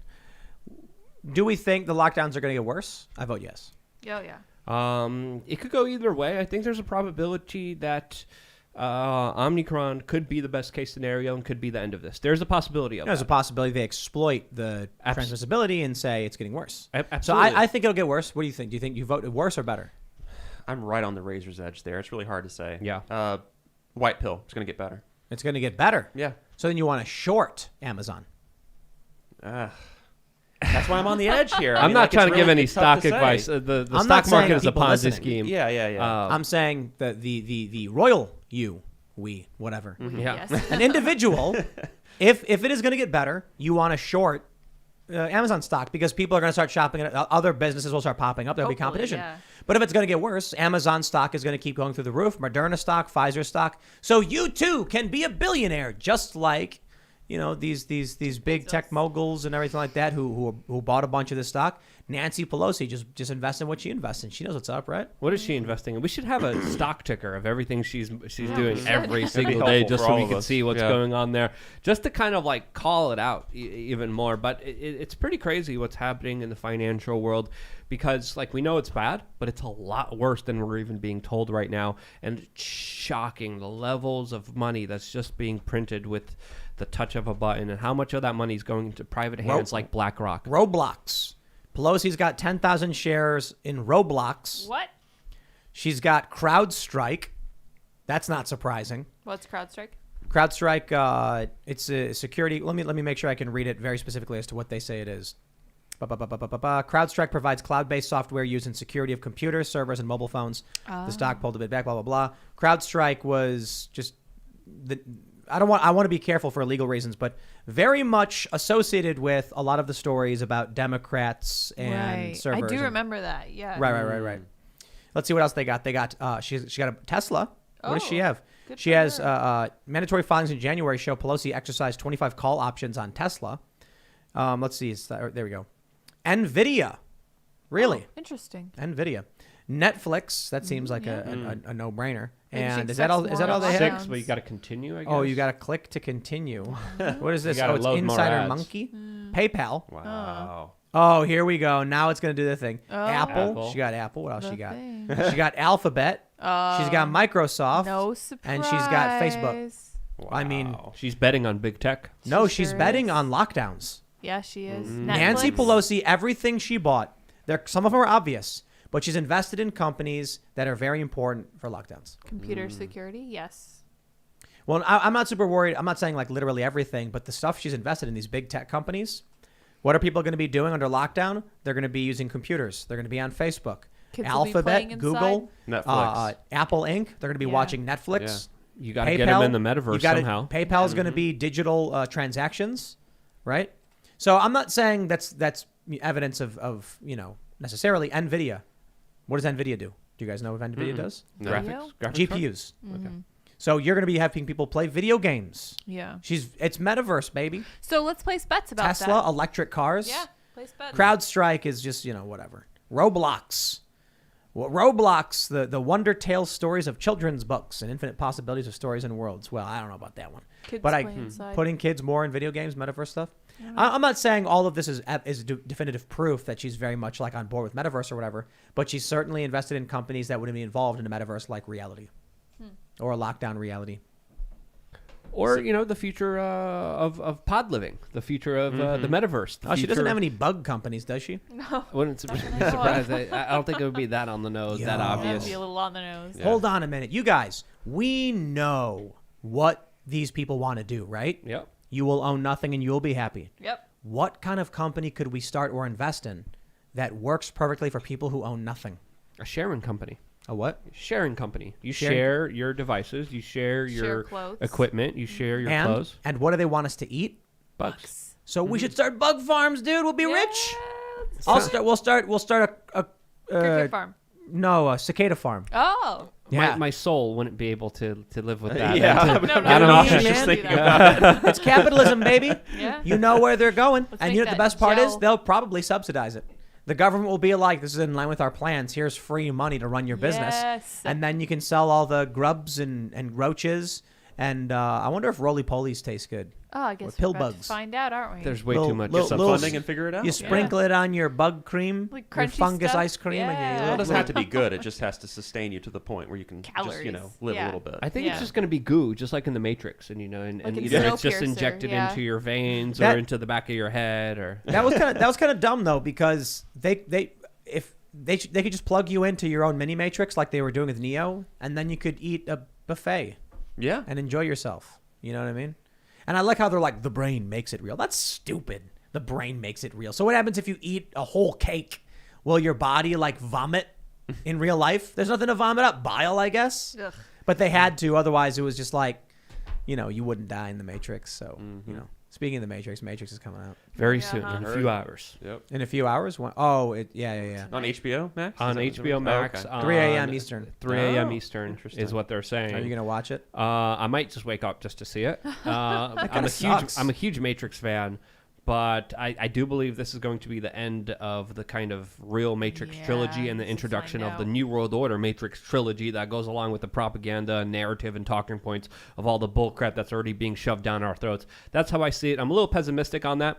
But I still want to see it because I'm a big fan of the trilogy. I remember when the first movie came out, I was just like, "Whoa, this is insane!" I remember watching it and be like, "There's so many like representations things of real society." You know what would be the funniest thing ever?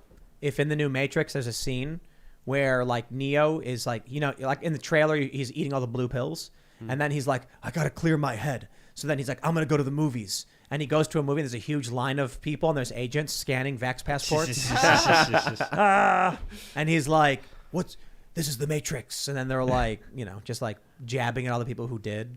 Yeah, I already did one video about my kind of theory about what was going to be happening in the Matrix on my platform, but people are calling it the woke tricks, and I think they're going to be Yeah, right, they're going to sadly. be like, Neo, you weren't really the one. It's this blue-haired person that has It's all the powers. non-binary Yeah. Exactly. person. It's a lady. Who was the one the whole time. And, it And wasn't even you. if it is okay, but don't make it where you have to shove it down people's throats. Like, you can make a character that's whatever you want them to be, but when you overtly try to push a political message and you stop worrying about the kind of entertainment value of it, that's when it just gets annoying, because like we could see the subconscious propaganda, the subliminal messages you're putting on there, but when you're trying to make it like overt for it's low right. people Look, who are not intelligent, it's just angry. The issue is people who are lacking talent making movies. That's what it really is. They're ideologues and they have no talent.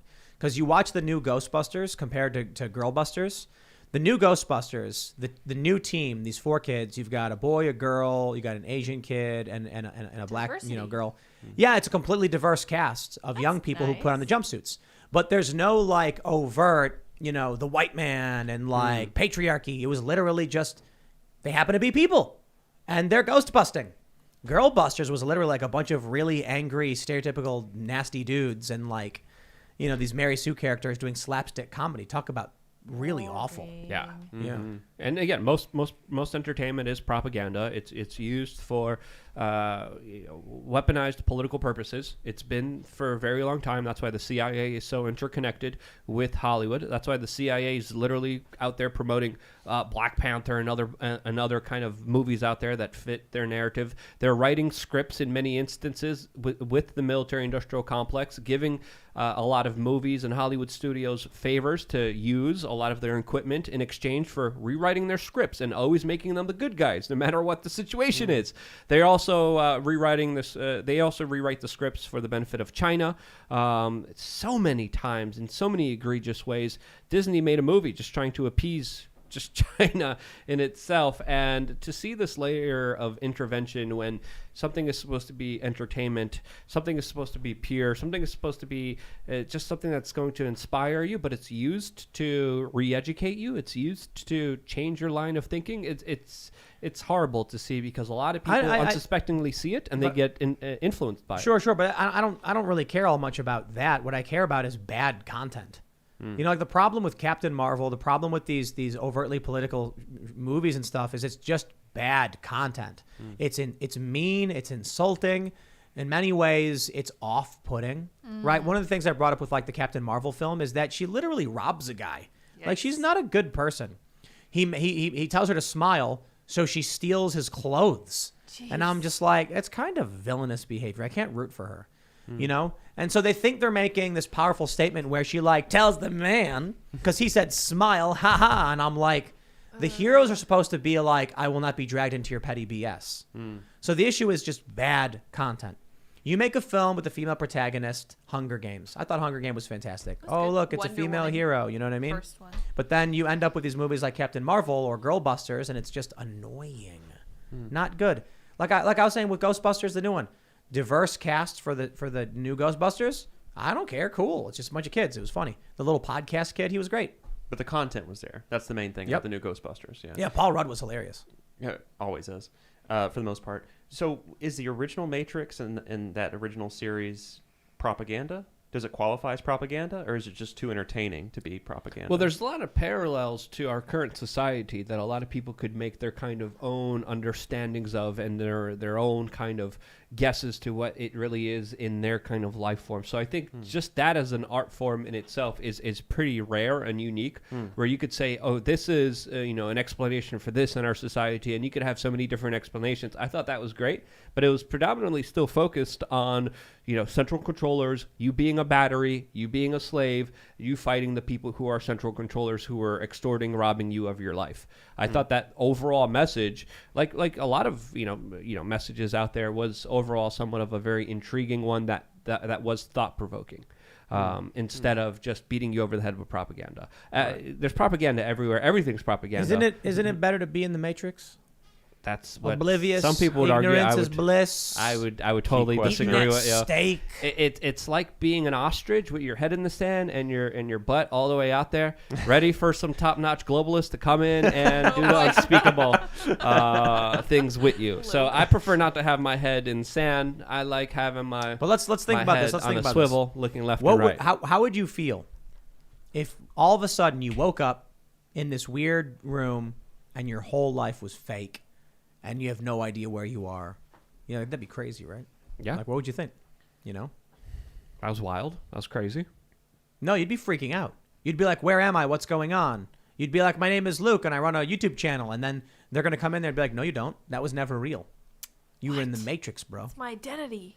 What it comes down to for me is like whether I'm in the Matrix or not in the Matrix, because I was in the Matrix for a long time, just totally dialed out to everything that was happening. So I understand the sort of goofy sense of peace that you feel when you're in the Matrix. But I guess I need to know where I'm going to feel the most sense of purpose.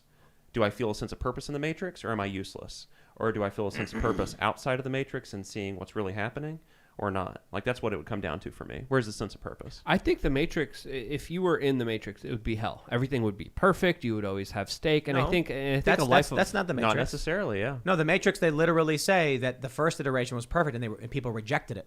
So they created a more realistic version with suffering, and humans accepted it. I'm more using it as an example. If you would put yourself in the Matrix where you would get everything you wanted. And if you would get everything you would wanted, you would be miserable in my perspective. Not That's if you the didn't- argument Not that if I'm you didn't making. know. Maybe. Let's say this. In base reality, Luke is an overweight, short, unattractive layabout with no ambition and no drive to fix himself. So he enters his own private, Zuckerverse, using the Brain app, and it blocks out memories of your real life so that you live a life where you earn all of these things, and it just so happens it all comes to you. You'd be very happy. You'd be like, look at all my success. You wouldn't realize it was pre-programmed to make you successful. You'd be happy with where you are. You'd think you'd achieved it. You would need barriers of success. You would need to work for it in order to get it, because if you were just given it, you wouldn't appreciate it. But if you had to struggle, sacrifice, work hard, put some blood, sweat, and tears into it, yes. Yeah, and but if like- there's a simulation that does that, that's crazy. Look, in World of Warcraft, for instance, you got to put in the hours if you want to grind for that, legendary or epic gear. So yeah, you'd play a game. It would be, let's put it this way. In the real world, when you go out into a field and you fight wild boars, you're not very successful with just a small dagger like you would be in World of Warcraft. You can run up to 100 wild boars, at the start of Warcraft if you're playing Human Alliance or whatever, and you just walk up and go like, bah, and the boar dies. Go run up to a wild boar in the real world and see what happens. The point is, video games there's a challenge, and there's grinding, but it's so easy. My point is, you could be in the Matrix, and you think you're struggling. Man, this video game can be hard sometimes, but come on. Imagine fighting a real grizzly bear. It's crazy. For all you know, you're in this Matrix because you're a layabout loser, and you wanted an easy version of life. We could be literally in the metaverse right now. In a sense, I believe we are. And like the whole goal of the Snap. metaverse is to like program people to love Zuckerberg. So It's not like working. that's the only way to escape the simulation is to finally accept Zuckerberg into your heart, and then you wake up and you're like, where am I? And then there's a big picture of Mark right in front of you. You're like, I love you. And then there's two doctors and like, congratulations. You've Yes. escaped the simulation. There's that comic, I love it, where it's a guy and he's holding the silica gel Oh my pack. gosh! Yes. And it says, do not eat. And he goes, those big wigs at the silica gel factory can't tell me what to do. And he eats it. And the next one is him waking up. And there's two scientists saying, congratulations, you've escaped the Every simulation. time I see a silica packet now. Yeah. Can't tell You me gotta what to eat do. it. Yeah, don't eat those. Don't do eat that. them. Yeah, don't. They're not good. What if, because we talk a lot about religion and stuff. What if we like reality is effectively a simulation, but it's a sorting algorithm. The people everyone's born into a matrix, and then everyone lives a life in the matrix, and then only certain people who have certain attributes are the ones who actually get to come out of it and go back to base reality. What if it's effectively like some kind of human development chamber for, new humans or whatever? What if after you live your life, you wake up from the matrix, but you're a baby? That's just reincarnation. And you're like, and they're like, you've lived a full life, and now you're a baby, and now you can apply all that Reincarnation. wisdom and knowledge into Yeah. a new life in base reality. Except for That's the the thing. reincarnation aspect of that you tacked on there at the end. I think that's almost certainly the case. It has Reincarnation? to be. No. Accepting that part. Not that. Yeah. All right. Thanks. No Chris. reincarnation, but we're almost Right. certainly living in a matrix. Like when you're born, they Yeah. put you in the matrix and then program your brain to experience like 80 years of life. And then it happens in the span of like 3 months as a baby. So you're like, all the babies are just like regular people walking around and being like, whoa, I'm a baby again. And then but you grow up and you have all that knowledge from a full life. That would be an effective society, wouldn't it? Sort of, I guess. I'm not But necessarily- if only some people made it out of the matrix, then you'd have a very homogenized culture because the matrix would effectively choosing which humans could come out of it. You know Well, what I mean, that's the dichotomy of heaven and hell. It's two different homogenized cultures. At the Yeah, end of the what if day. like when you die, if you're like you qualify for hell, it just ejects you into a sewer pipe, and if you qualify for heaven, like a metal arm picks you up and like puts you in like a bed, Certainly. and then Yeah. you're like, some people accidentally get woken up to it, and they're like, this is terrible, and then they tell everybody, and they're like, I saw a crazy light, and there was fire, and it was awful, and I was like, well, yeah, that was the meat grinder, bro. It was just dropping you. Yeah. Luke's eyes just lit up. I'm looking into like multi dimensions and all these other energetic fields. I think there's a lot of things that we don't understand. I don't think we're supposed to understand them, and I think we should be okay with that and not try to always try to see. I need to know this. Maybe we don't need to know it. Maybe I think it's better if we don't. Oh, If you well, yeah. don't know. I mean, there's a lot of ambiguity there, but I think that there's something to be said for the human spirit. And I think that you basically have a certain amount of time dedicated to a human shell, a corporeal form, and then beyond that, the spirit is liberated to one side of the matrix or the other. I mean, that almost certainly has to be the case. I really believe that. Well, you have a choice in life. You could go Right. through the very, the light side or the dark side, the love or evil. I think there are two big kind of energetic forces out there, and if you give your life to one, it's going to propel you in that kind of direction. And you have a lot of choices. You have a lot of discernment. You have a lot of very tough decisions to make in this life, and I think those decisions will be with you as an energetic force forever because energy cannot be destroyed Yes. nor created, only transferred. So what you decide to do in this life is up to you, but you're giving a lot of different choices. You could either be on the side of evil or good. I choose good. I try to, and my interpretations and understanding of that, and I try to do as much good as I can. And if that's not the case, then what's the point of character? Yeah. What's the point of developing character and then like maintaining character? Yep. I can't think of one. I can't think of one either. Yeah. How do you define good? Basic understanding of not hurting people, helping people, and respecting their bodily autonomies, respecting their human rights, respecting their sorry, I can't even say this correctly, inalienable There you rights. go. There we go. I got that out there. And I think not forcing people to do something or hurting people for your benefit is the other side of it. I agree with all of that, but I'll offer a simpler definition. Good is truth, bad is lies. There you go. Simple. Yeah. I like that. There's Bad? truth and there's lies. What if like your mom asks you if she's fat? You should just tell her, yeah, you're fat, Mom. You should be honest with her. I mean, it's not necessarily. I don't know. I don't necessarily what if she agree with that question in the context of good truth and bad lies. Like so, but I guess I understand what you're saying. Yeah, but like at the same time, what if there's like your mom buys a new dress and you think it's tacky and she's like, how do you like my new dress? I saved up for it. I'm so excited. And you're gonna be like, it's tacky and gross. I hate it. Or are you gonna be like, I will lie and say I like it because it's important to her? Well, there is one school of thought that suggests that truth always pierces and it always hurts. You know, there are lies that are thin, wispy skins, and there is truth, which is always a dart, and it's always painful. Otherwise, it wouldn't be truth. So there is something to be said for truth in that moment, but there's also something to be said for what is your mother's state. Is your mother in a state of mind where this piece of truth could just pierce her and destroy her? Can you think of a circumstance in which truth feels good? Yeah. Not to somebody that is being lied to. Yes. Right. Yeah. Because it could jar them like a sleepwalker. Yeah. Yeah, because I was going to say, like, truth can feel good, but if the truth is something like, I baked cookies, it's like, sure, that's just like a thing you did. You know what I mean? Right. But truth, we're typically referring to, like, snapping someone out of the lies, like telling them about what's going on. And people typically do not react well to it.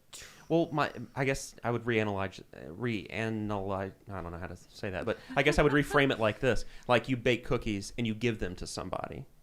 You know, it's just like, I made these for you. Like, I mean, that's in a sense a kind of truth sharing. You know, it's just like it's thoughtfulness. It's something outside of truth, but it also is in the same spirit of what I would call truth, if that makes any sense at all. I'm like, you're fat and that dress is tacky. And Where are here's you the going? cookies. Here's the cookies. Give me some gosh darn cookies. I'm hungry.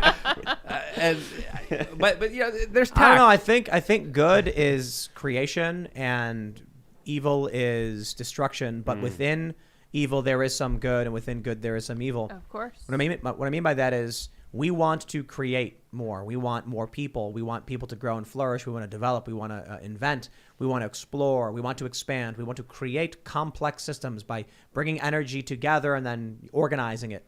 And bad is when people just destroy it. But sometimes you need to destroy in order to create.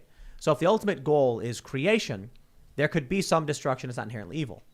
And if the ultimate goal is destruction, sometimes there's creation, and that creation is evil as well. So, for example, you're like, I want to destroy everything, so I'm going to make a new method of destroying everything. It's like, okay, you're doing bad things. And you might be saying, I want to create things, but I have to tear down that machine that's destroying everything, so there is some destruction, right? Yin yang. Yeah, without no evil, there's no love. Without love, there's no evil. So this touches on something that Jordan Peterson analyzes in depth. I mean, it's just like too much order is totalitarianism. Yep. It's Nazi Germany. Too much chaos is a school shooting. You know, and you can't have too much without being able to balance it out for some sort of harmony to emerge. But freedom, too, is also an aspect of love, of truth, that is also a very important virtue of that positive energetic force. Right on. You know, we you know what we can't have too much of? Super chat. Smash that like button. Super chat. Everybody, smash that like button. Do it for Luke. Luke's not going to be here tomorrow. Oh. Because he's got a Polish mom who's... My Polish moms come first no matter what. So, yeah. I wish I was here to be What did with she Jack. say to you? Chodź tu? Chodź do the domu. Trust me. I would love to be here with Jack. Jack, I'm so sorry that you get to miss me. I will be sad about this opportunity as well. But Polish moms come first no matter what. Luke. All right, let's read what we got. What we got. Polito Trujillo says, WTF is Timcast.com. I don't trust this guy. Yeah. What is this Timcast.com? Yeah, what is that? You work for some fly-by-night fake news website, Chris? Yeah, as often as possible. Yeah, makes sense to me. Well, just to speak to my character in terms of being the executive editor, we did not change that one title, as you suggested, to Duh. We stuck to the facts. Okay. Oh, okay. We did have one that earlier today. It was like duh, though. It was like Good. Biden criticized over X or whatever, and I was Yeah. like, we shouldn't frame it that way. We should just say Biden does X. Then we can mention what the reaction Response was. Right. Yeah, because you know what'll happen is like Joe Biden, he could say a lot of things, and conservatives are going to criticize him, and then he can say a lot of things, and Democrats are going to praise him. You know what I mean? So it's like you could choose how you want to frame it, whether it's positive or negative. So I'm like, we'll just say what it is, and then we'll include commentary in it. You know. So what we tried to do, we revised the title, Yeah. And then we also put an editor's note explaining what the original title was, why we Right. changed it, and what happened, so that Yeah, everybody is informed about what's going on. There was an article about a woman who got accused of being racist, Yes. and we took it down. And someone actually super chatted. They're like, "Why would you take down an article? I thought you were trying to be better." It's like, yes, because an article went up, and we were like, we don't want to do that. We don't want to just make articles like this. We want to talk about things that are actually important, whether it's overtly political or otherwise. We have an article like Spider-Man is the second highest grossing movie ever. I'm like, that's huge. It's a record-breaking Cool. cultural Yep. moment, and people like the movie, and so I think it matters. And then an article about some lady in a grocery store yelling at a woman or whatever. I'm just like, I don't know if that's like people need to know about that. You know what I mean? Right. Like, I Right. guess if they want to, but I'm more interested in how people's lives are being affected and stuff. All right. Kermode Bear says, "Blessed solstice, everyone. A great time to let go of bad things in your life and reflect on and be thankful for all the good. This is the time to set a new course." Oh yeah, it's what is it from Shortest day of the year? 23rd until the 23rd is the shortest day, isn't it? 21st. Mm. 21st is the shortest Today. day. That's right. Yeah, today. Today's the shortest day? Yeah, that's Oh, what the I was solstice. like. Oh crap! Yeah. Biden's announcing his major speech on winter solstice, the longest night of the year. I was like, so The long night. Dark night. Yep. Nights. people are calling him my. the what's it called? Dark King? No, Night King. Night King. Yeah. They made the Game of Thrones thing, the Night King. All right. Dungus Fun says, "Hey, Tim Pool, I like your channel on YouTube, but there's an ex-military grunt called Terrence Pop. He makes me laugh. I like to laugh, not be serious all the time." Well, if that's your thing, by all means, you can Terrence have is a good great. laugh and stuff like that. Thomas Self says, "I was mad at Jack and still think he did wrong, but full context is important. The article was brought up twice that episode. Be sure to view both." Oh, I didn't see that. Really? It was brought up twice. Yeah. And what happened the first time? The first time he basically said, I don't want to paraphrase him or put words in his mouth. He's basically just like, I'm not going to talk about that. And then she brought it up again. Because he of got a mad. super chat. Right. Yeah, A second okay. super chat said, no, explain that article. And that's when He he snapped. said what he said. Oh, interesting. I Already didn't said I realize don't that. want to talk about Either way, he It, shouldn't it, have. it was 5 minutes later. Yeah. Oh, okay. Oh, So, really, wow. really, really? Too close together, maybe. Daniel Maxwell says, "Shout out to my immune system. I know is acting like you don't exist, but I still believe in you." That's right. There you go, Yes. man. It's a good one. Awesome. Wathick says, "What is your opinion on Joe Manchin as a West Virginian? As an Arizonian, Kristen Sinema has garnered some respect with her refusal to obey the establishment, and I have committed to research her more for re-election. I like that Manchin stood up to Joe Biden. I've only been in West Virginia. It's been like a year. I've been in West Virginia for a Yeah, year. over a I'm not year. going to pretend. No, it's been a little bit less than a year. September. A little bit. No. Well, technically, yes. But I'm not going to pretend to know everything about the history and the politics of West Virginia because I've been here for a year. But I will say I do not believe he'll be reelected. I mean, the things I'm hearing from people and locals, out in West Virginia, they're just basically like, we don't care. He's out. He's done. He might, I'm hearing, change his party affiliation to independent. Yeah. In that case, he might actually win again because people Bernie do like him, but Sanders, they yeah. do not like the Democratic Party. So he would be in I don't know if he probably still caucus with Democrats or whatever. It's not like it matters. I kind of think he's not going to get reelected, though. I think West Virginia is going to be like, they want to go full MAGA. They want Trump. They're not going to vote for a Democrat. But we'll see, man. Tim Suter says, LA and New York, 10 times worse than Australia. Majority of Australians living normally with no restrictions or mandates. Australia is not as bad as people are making it sound. I mean, my friend in Australia said she feels like she's living in an open air prison, but maybe that's just her, I guess. Yeah, I don't know. Open air prison. Joshua Sanders says red states won't get to that point. No sheriff is going to show up at someone's house in Texas to take them away, or there won't be a sheriff anymore. What was Iowa? Iowa was a red state, right? Mm-hmm. Yep, And the sure sheriff is. showed up and arrested that lady because she opened her cafe and arrested her. Yeah. So I didn't see that. I don't know about all that. I guess Iowa can go either way, though. So Yeah, swing state. I don't know. I did notice a comment when we posted the article about all the bills that are in the New York State Legislature. Somebody said, if somebody comes to put me in a camp, I'm shooting them. Oh, Period, wow. man. Yeah. Yeah. All right. Dan Ruck says Trump got the vax and is boosted. He is proud of it. Yes, Trump is very proud of the vaccine. He wants all the credit in the world for it. Of course he does. And I'm seeing these. There's a clip, and then some Democrat person, like activist, said the Democrats should clip this and run it as an advertisement. Be like, look, Trump's on our side or whatever. And I'm like, that just shows me that these people do not understand Trump's base at all. Not in the least bit. Right. To think that they just blindly are like, yes, Trump. Okay, what do we got here? How do you say? Carmen Smith says, really, really good point. Tim. Let's see where this goes. So many conspiracies seem to be coming true. I don't know what that was in reference to, but hey, thanks for the super chat. Joseph Henson. We shall all bear witness to Atom's glory. May his radiance fill you as you walk the path. Excellent. Good reference. Andrew Goodman says, I'll be out of a job by January 10th for refusal to give out my jab status.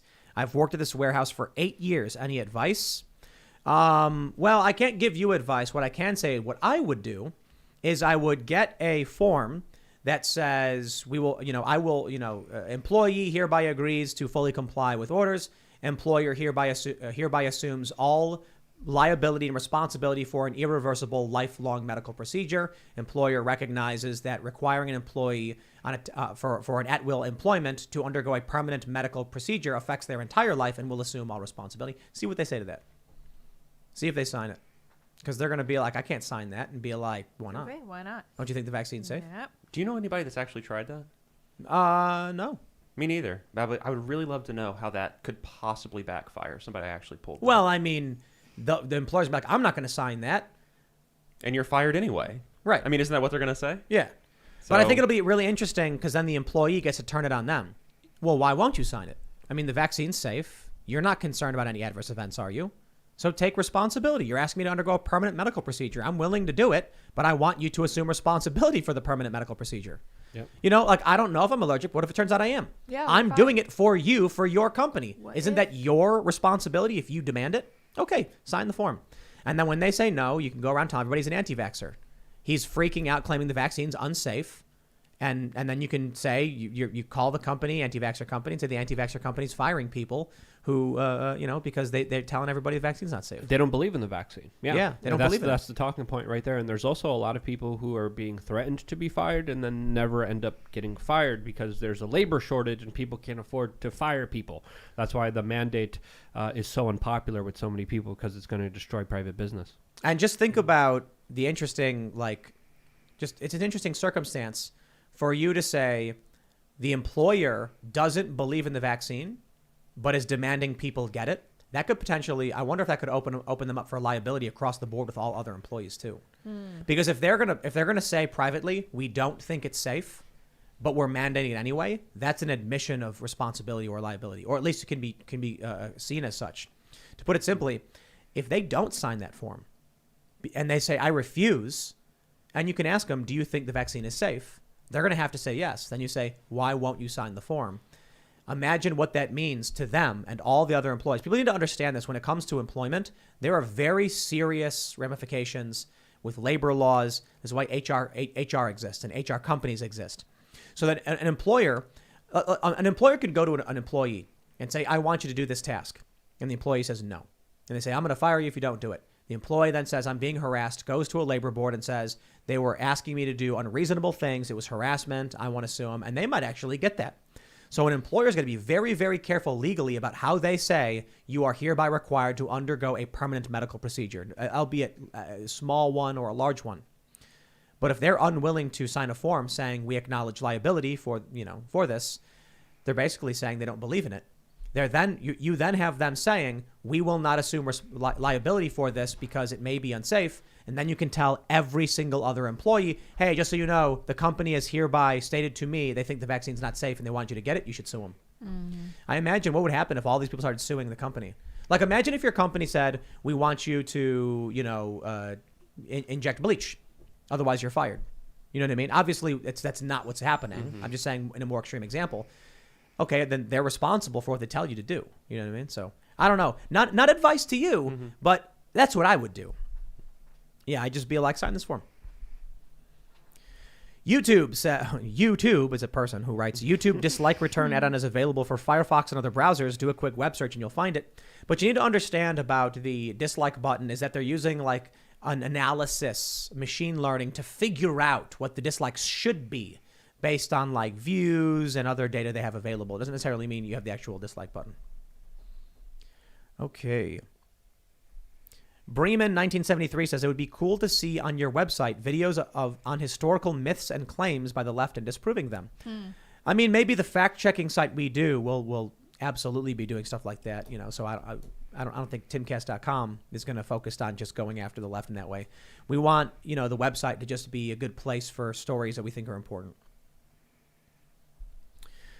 Daniel Ashley says, for the testing package that arrives, how do you know where it was manufactured? Depends on where the Q-tip is supposed to be inserted.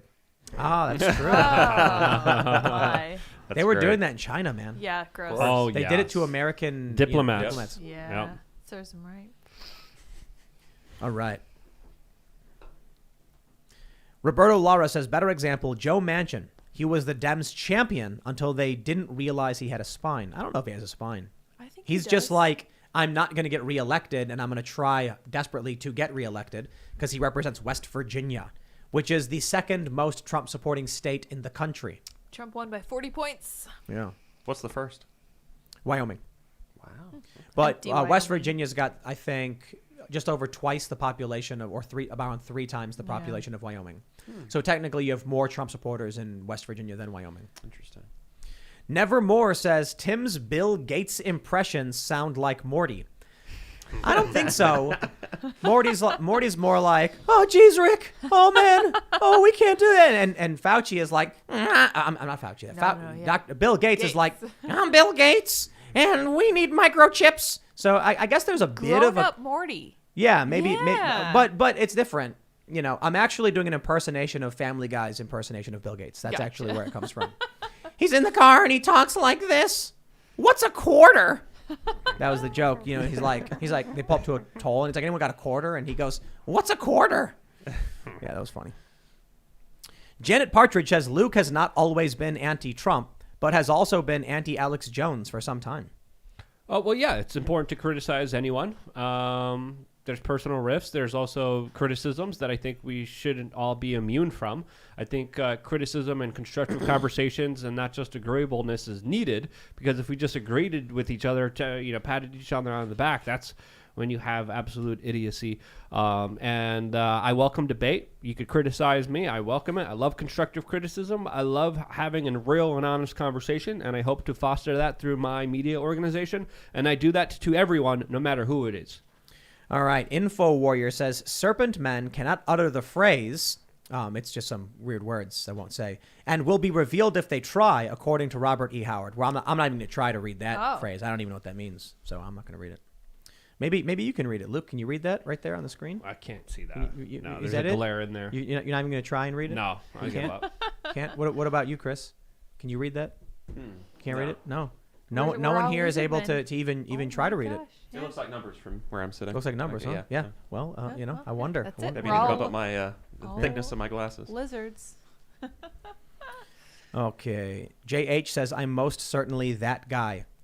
Yeah, people were saying that we should make shirts now, especially after RA went on the Young Turks or whatever. They're like, just make shirts. You might Make as that well guy now. shirts. Yeah. You Don't are that be guy. That guy. Okay, JH says that he is, they are extremely attracted to Fauci. I'm not sure if that's a man or woman, but Oh, all right. my. There you go. Each his own. Yeah, Whatever. Cubicle Nate says, you've inspired me to get involved in local politics. I'm working with a candidate to primary an establishment Republican out of Congress, also getting involved in local government as my father before me. Hey, glad to hear it. You uninvited party crasher says, kudos to Timcast for broadcasting tonight. My super chats usually go to YAH, but I genuinely think this is one of the best shows on the internet. Thank you very much. Appreciate it. Thank you. Awesome. Why? Are they out for the holiday or whatever? You are here, Elijah and Sydney. I'm not sure. A lot of people are Yeah, out. most people. So it's good to be here. Lazy. I know. Right. Lazy. Yeah. They don't have Polish moms. Yeah. Christmas is what, Saturday? Yeah. Yeah. And That's a Christmas weekend. Eve is Friday? What the heck? And That's we're still going to work tomorrow. That's right. And then we have Thursday. Look But at I guess us. people got to travel, so. Yeah, I can travel. Ian Hall says Biden just wanted to pull a Donald. Trade in the old model for the new, but Trump did it with wives. That's excusable. But a dog, that's messed up. Yikes. Yikes. He does have a past. Martin Edgar says the Biden vax mandate is reinstated. Get ready for mail and supply chain delays. I'll be forced to test weekly, burning up my sick leave and resigning from the post office after my sick leave is used up. I had to look in because it's hard to tell if it says mail or mall. I'm like, mall supply chains delays?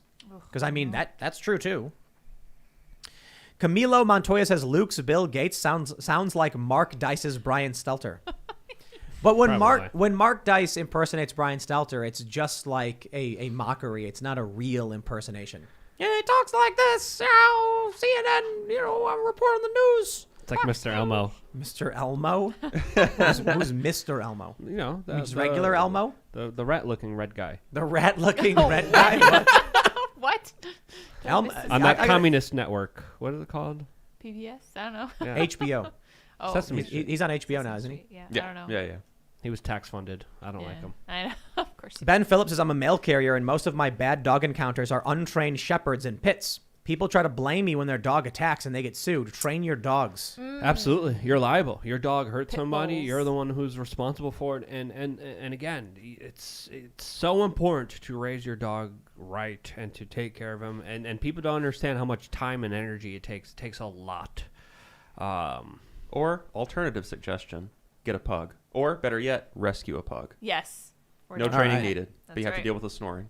Lex That's McCormick says pill bugs, roly-polies, are related to shrimp, and we eat those. They are. So shrimps. So I'd say, yeah, pill bugs are on the menu. It's a brave new world. Indeed. Pill If bugs. they swam in the water, We didn't- call them roly-polies That's right. because you'd see them running around, and you just like Yeah. poke it, and it would curl into a little ball, and then you'd like roll it around. Oh yeah, we're the They're same like generation. It was roly polies for me Roly-polies. too. Yeah. I think Oh, it's regional. Yeah, yeah. Oh sure. Yeah. Sure. Yeah. What do you call the device on a wall where you press down and water comes out to drink? Water fountain. They're called in like Cape Cod bubblers. Bubblers. What? Yeah. That's new. What do you how do you refer to sugary carbonated beverages? Pop. Yeah, pop's a Midwest thing. I think. Yeah. Yeah. Pop, and that's what we called it in Chicago. I have this funny story where I went out to it was the team manager for Ezekiel Clothing, and he's a California dude, and it was two guys from Kentucky and me and my friend from Chicago, and we were hanging out in California skating, and then the Kentucky guy walks in and he's like, "Yo, dude, can I get a Coke?" And he goes, "I don't got any Coke, man." And he's like, "Yeah, you do. You got it in the fridge." And he's like, "Dude, I don't have any Coke in the What? fridge." He's like, "You got a bunch, man. You got the orange and the grape." And he was like, "You want to? That's not Coke, dude." And he's like, "Oh, I just meant, like an orange Coke."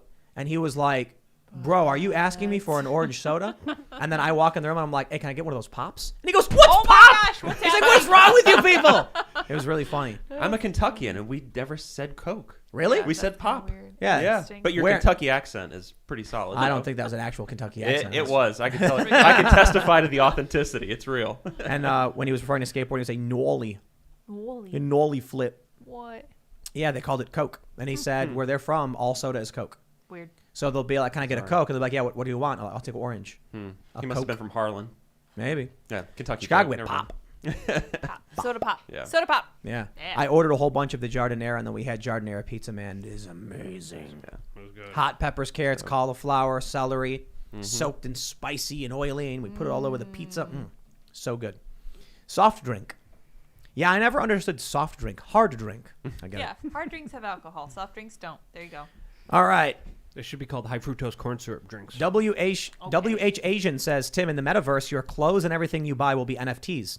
NFTs are nothing that you can own, but bring their owners happiness. Great reset.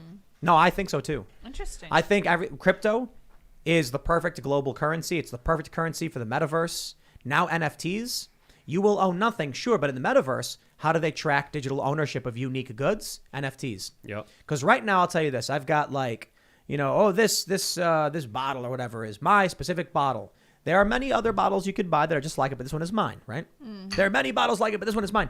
And so in the universe, this would be a metaverse. It would be an NFT. And if you want to get the very specific bottle, it's going to have to be coded and cryptified. So that's right. Waffle Sensei says the new perfect matrix they make is set in the 90s. They call it the peak of our civilization. The TVA is Loki. The TVA in Loki built their empire around the same time frame, and they call it the perfection of form and function. Weird stuff. Oh, everybody knows the 90s was perfect. Mm-hmm. That Best decade was ever. yeah. oh Yep. yeah. It was fun. 100%. I think it may be because the people who make this stuff were like growing up in the 90s. Yeah. Mm-hmm. And so they're like, the 90s are cool, Idyllic. man. Yeah. Totally. So they make shows where they're like, the 90s are the best. AR says, I'm going to send my poop back in the test they send me. Don't do that. Don't do that. Yeah. I cannot recommend Do that. not That might do be a that. crime. Yeah, that is a crime. Bioweapon. Yeah, don't do that. Don't do that. Luke. Oh my god. Oh my gosh. Talking my language here. Don't do that. No, that is not. I'm talking about the do that. comedy of it. Cannot The comedy of it. Humor, recommend the that. humor. I like potty humor. I see that. Moose Code says, Luke, can you please No. make a horse and pony shirt? I will buy 10 of them immediately. Horse and pony, like what's the reference to? Because I think you said a horse and pony show. Oh yeah. And then there's exacerbated, which people love. Exacerbated. Hearing me Aw, say. stunning. Aw, stunning. I think we got to make Aw, those stunning. shirts. I gotta make a Yes. dictionary. I That's, love that's it. still not the best Look at them. misinterpretation of that old phrase. But Biden said a one horse pony. Yes. So Yeah. one Oh, horse yeah. pony, That's And still he the also best. he That also wins. says exponentially. Exponentially. Yeah. He's trying to outdo me. And at first they were like, he must have just, misspoke. But no, he says it all. Oh, like there's a compilation. It's like 10 minutes long of him saying exponentially. Wow. Exponentially. That's not a thing. Yeah. Wow, dude. Learn. Biden needs to be learning talking good. You know what I mean? Yeah. Lethal says, we're all in the Matrix, and Zuckerberg is the only NCP in the Matrix. Wait, what? Do NPC? you mean to say we're all in the Matrix and Zuckerberg is the only NPC in the Matrix? Hanamagi says, since Kyle's ruling, I've been wanting to know, has everyone seen the similarities between his and the Making a Murderer case? Also, Google, do you need to take their bar exam? In Wisconsin? Local grads don't. Interesting. Okay. Mike Sullivan, any thoughts on Bette Midler's remarks about West Virginia? Yes, they're elitists. Yep. They're better than you, and they know it. Yep. They're the Globo Gym of politics. That's right. It's true. Wessablow. I'm a dog trainer, and what Luke said about training exercise was right on the money. Swap alpha with a leader. Also, what Lid said was brilliant deduction. He's a poor leader, and that's pure, profound proof right there. I think Yep. so. Dogs know, man. Yeah. Yep. Efren Rio says, Luke, thinking of moving my family to New Hampshire from Texas, but my wife is worried about the ticks because of German Shepherd and kids. How do you protect against ticks? Lyme disease. Well, you always got to be careful. There's some areas that have a lot of them, some areas that don't. But I think just being aware of them and having preventative measures to be able to grab them when you do get in contact with them is one way to deal with them. I've been to New Hampshire a lot. I haven't gotten one tick at all. My dogs haven't gotten one tick at all either. So far it hasn't been that bad. So, you shouldn't be afraid to be in nature. And if you are in nature, again, just take the preventative measures, wear the right clothes if you are afraid of it, and have those little things that you could grab ticks out of your body. Yep. It's that simple. That medicine. And for check dogs. yourself. Check your Yeah. friends and family members. Make sure you don't got any. Get a monkey. Have the monkey Possums. just, take care of it. Possums, Possums eat ticks. are great, yeah. Possums All right, the rock. Engaged Few says, since you're new here, I'll give you some info. Politics in West Virginia is populist, not Republican or Democrat. In 2014, Democrats had the governor, legislature, and congressional delegation majority. Wow. Mick Chilla says, not a believer, just curious what your take is. Luciferianism highlights truth, freedom of will, worshiping the inner self, and one's ultimate potential. Traditional dogma is shunned since humans should not need deities to distinguish right from wrong. I don't know. I don't know. really have much to add to it. Luciferianism. No. He's talking about Lucifer, the angel that fell from heaven yeah, that I don't know supposedly enough about what became it is. Satan. Yeah. Right. Yeah. Yeah. Johnny California says the first Matrix was so good that people had nothing to complain about. So many people rejected it and blew it up. Sounds a lot like capitalism. Yeah. They said, well, I think the point they made was that people needed strife. They needed struggle. And without it, their brains did not accept this was reality. Something was wrong. Joseph La Liberty says, Brendan Fraser failed Nancy Pelosi lives. Okay. Good joke, but I'm not going to read it. Too spicy, huh? Yep. Eamon says, Luke, how about a t-shirt with RA on it that says, what if I told you I'm not that guy? Oh. By the way, Tim, interesting show on RA just caught up. Got to say he was pretty passive-aggressive with you and condescending. Need to cut his mic. No, I don't do that. I will say that I did I recorded before this show with my sister, and we talked about what was going on in Chicago when we were growing up. To basically, his thing he's going around is he has no real argument against anything I said. So the only thing he can say is that I lied. So if your only argument is that I must be lying because if what I'm saying is true, it's bad for your politics, I thought it would be very important to then bring on a family member who corroborates more of what I was saying, because my sister's 5 years older than me and remembers a lot more than I do and can talk all about the South Side. So that'll be up tomorrow at youtube.com/TimcastNews at 1 p.m. It's 40 minutes where I talk a lot about this. I directly respond to the Young Turks. But I think, in that segment that they did with RA, there were no real political arguments other than, there was no political arguments. It was Tim's a liar and we laugh at him. And that's basically what they were doing. I guess Cenk was trying to get a rise out of me because he said it several times. But whatever. I don't know. You're allowed to laugh at me. I don't care. It just seemed all very mean-spirited. They that's- also that's- attacked Jimmy Dore ruthlessly. And it was just like, it's like, are you just trying to start drama just for attention here? It was. Look. The reason why I wanted to record with my sister talking about like, hey, this stuff really happened is because I think the Young Turks have a disdain for working class people. They're extremely well-off, wealthy elites. They're not necessarily fans of the Democrats. They rag on them all the time. But they, like Anna said, she's better than you, and she knows it. That embodies a lot of what they are. And so when you look at the Young Turks' content, especially how they responded to what happened with me and RA, their whole segment was just mock, insult, and deride. They derive pleasure from being mean to people. I don't like just generally being mean. So, by all means, like you can insult and do whatever you want. But I'd prefer not to have those things, right? So when I was talking to RA, I said, why wouldn't you just want to, approach these people with compassion and empathy? And he said, no, he wouldn't do it. So if you're of the political faction that wants to be mean to people and cause pain by insulting and mocking people, well, you're free to do so. That's not who we want. When Ruth Bader Ginsburg died, I almost said Nancy Pelosi. When Ruth Bader Ginsburg died, I said, it's sad. What did Donald Trump say? He said, sorry to hear it. Yeah, I'd rather be of the political faction that has compassion for people, that wants to help the working class, that wants to help regular people, get by and live better lives. I don't want to be part of the group of elite, wealthy individuals who mock the poor and insult people and tell them they're liars when they deal with struggle. When I had people in Ferguson tell me that they had been chased and one of their friends had been killed by police, I listened and we filmed it and we said, wow, man, that's crazy to hear. Because these people are the ones telling their story. I didn't say, you're liars. You're lying. I don't believe you. Grow up. Boo-hoo. That's life. That's insane. That's insane to do to someone who says they're suffering. So I just find that fascinating, that there seems to be, in everything with different political factions, there is overwhelmingly on the left a large we hate and we want to be mean.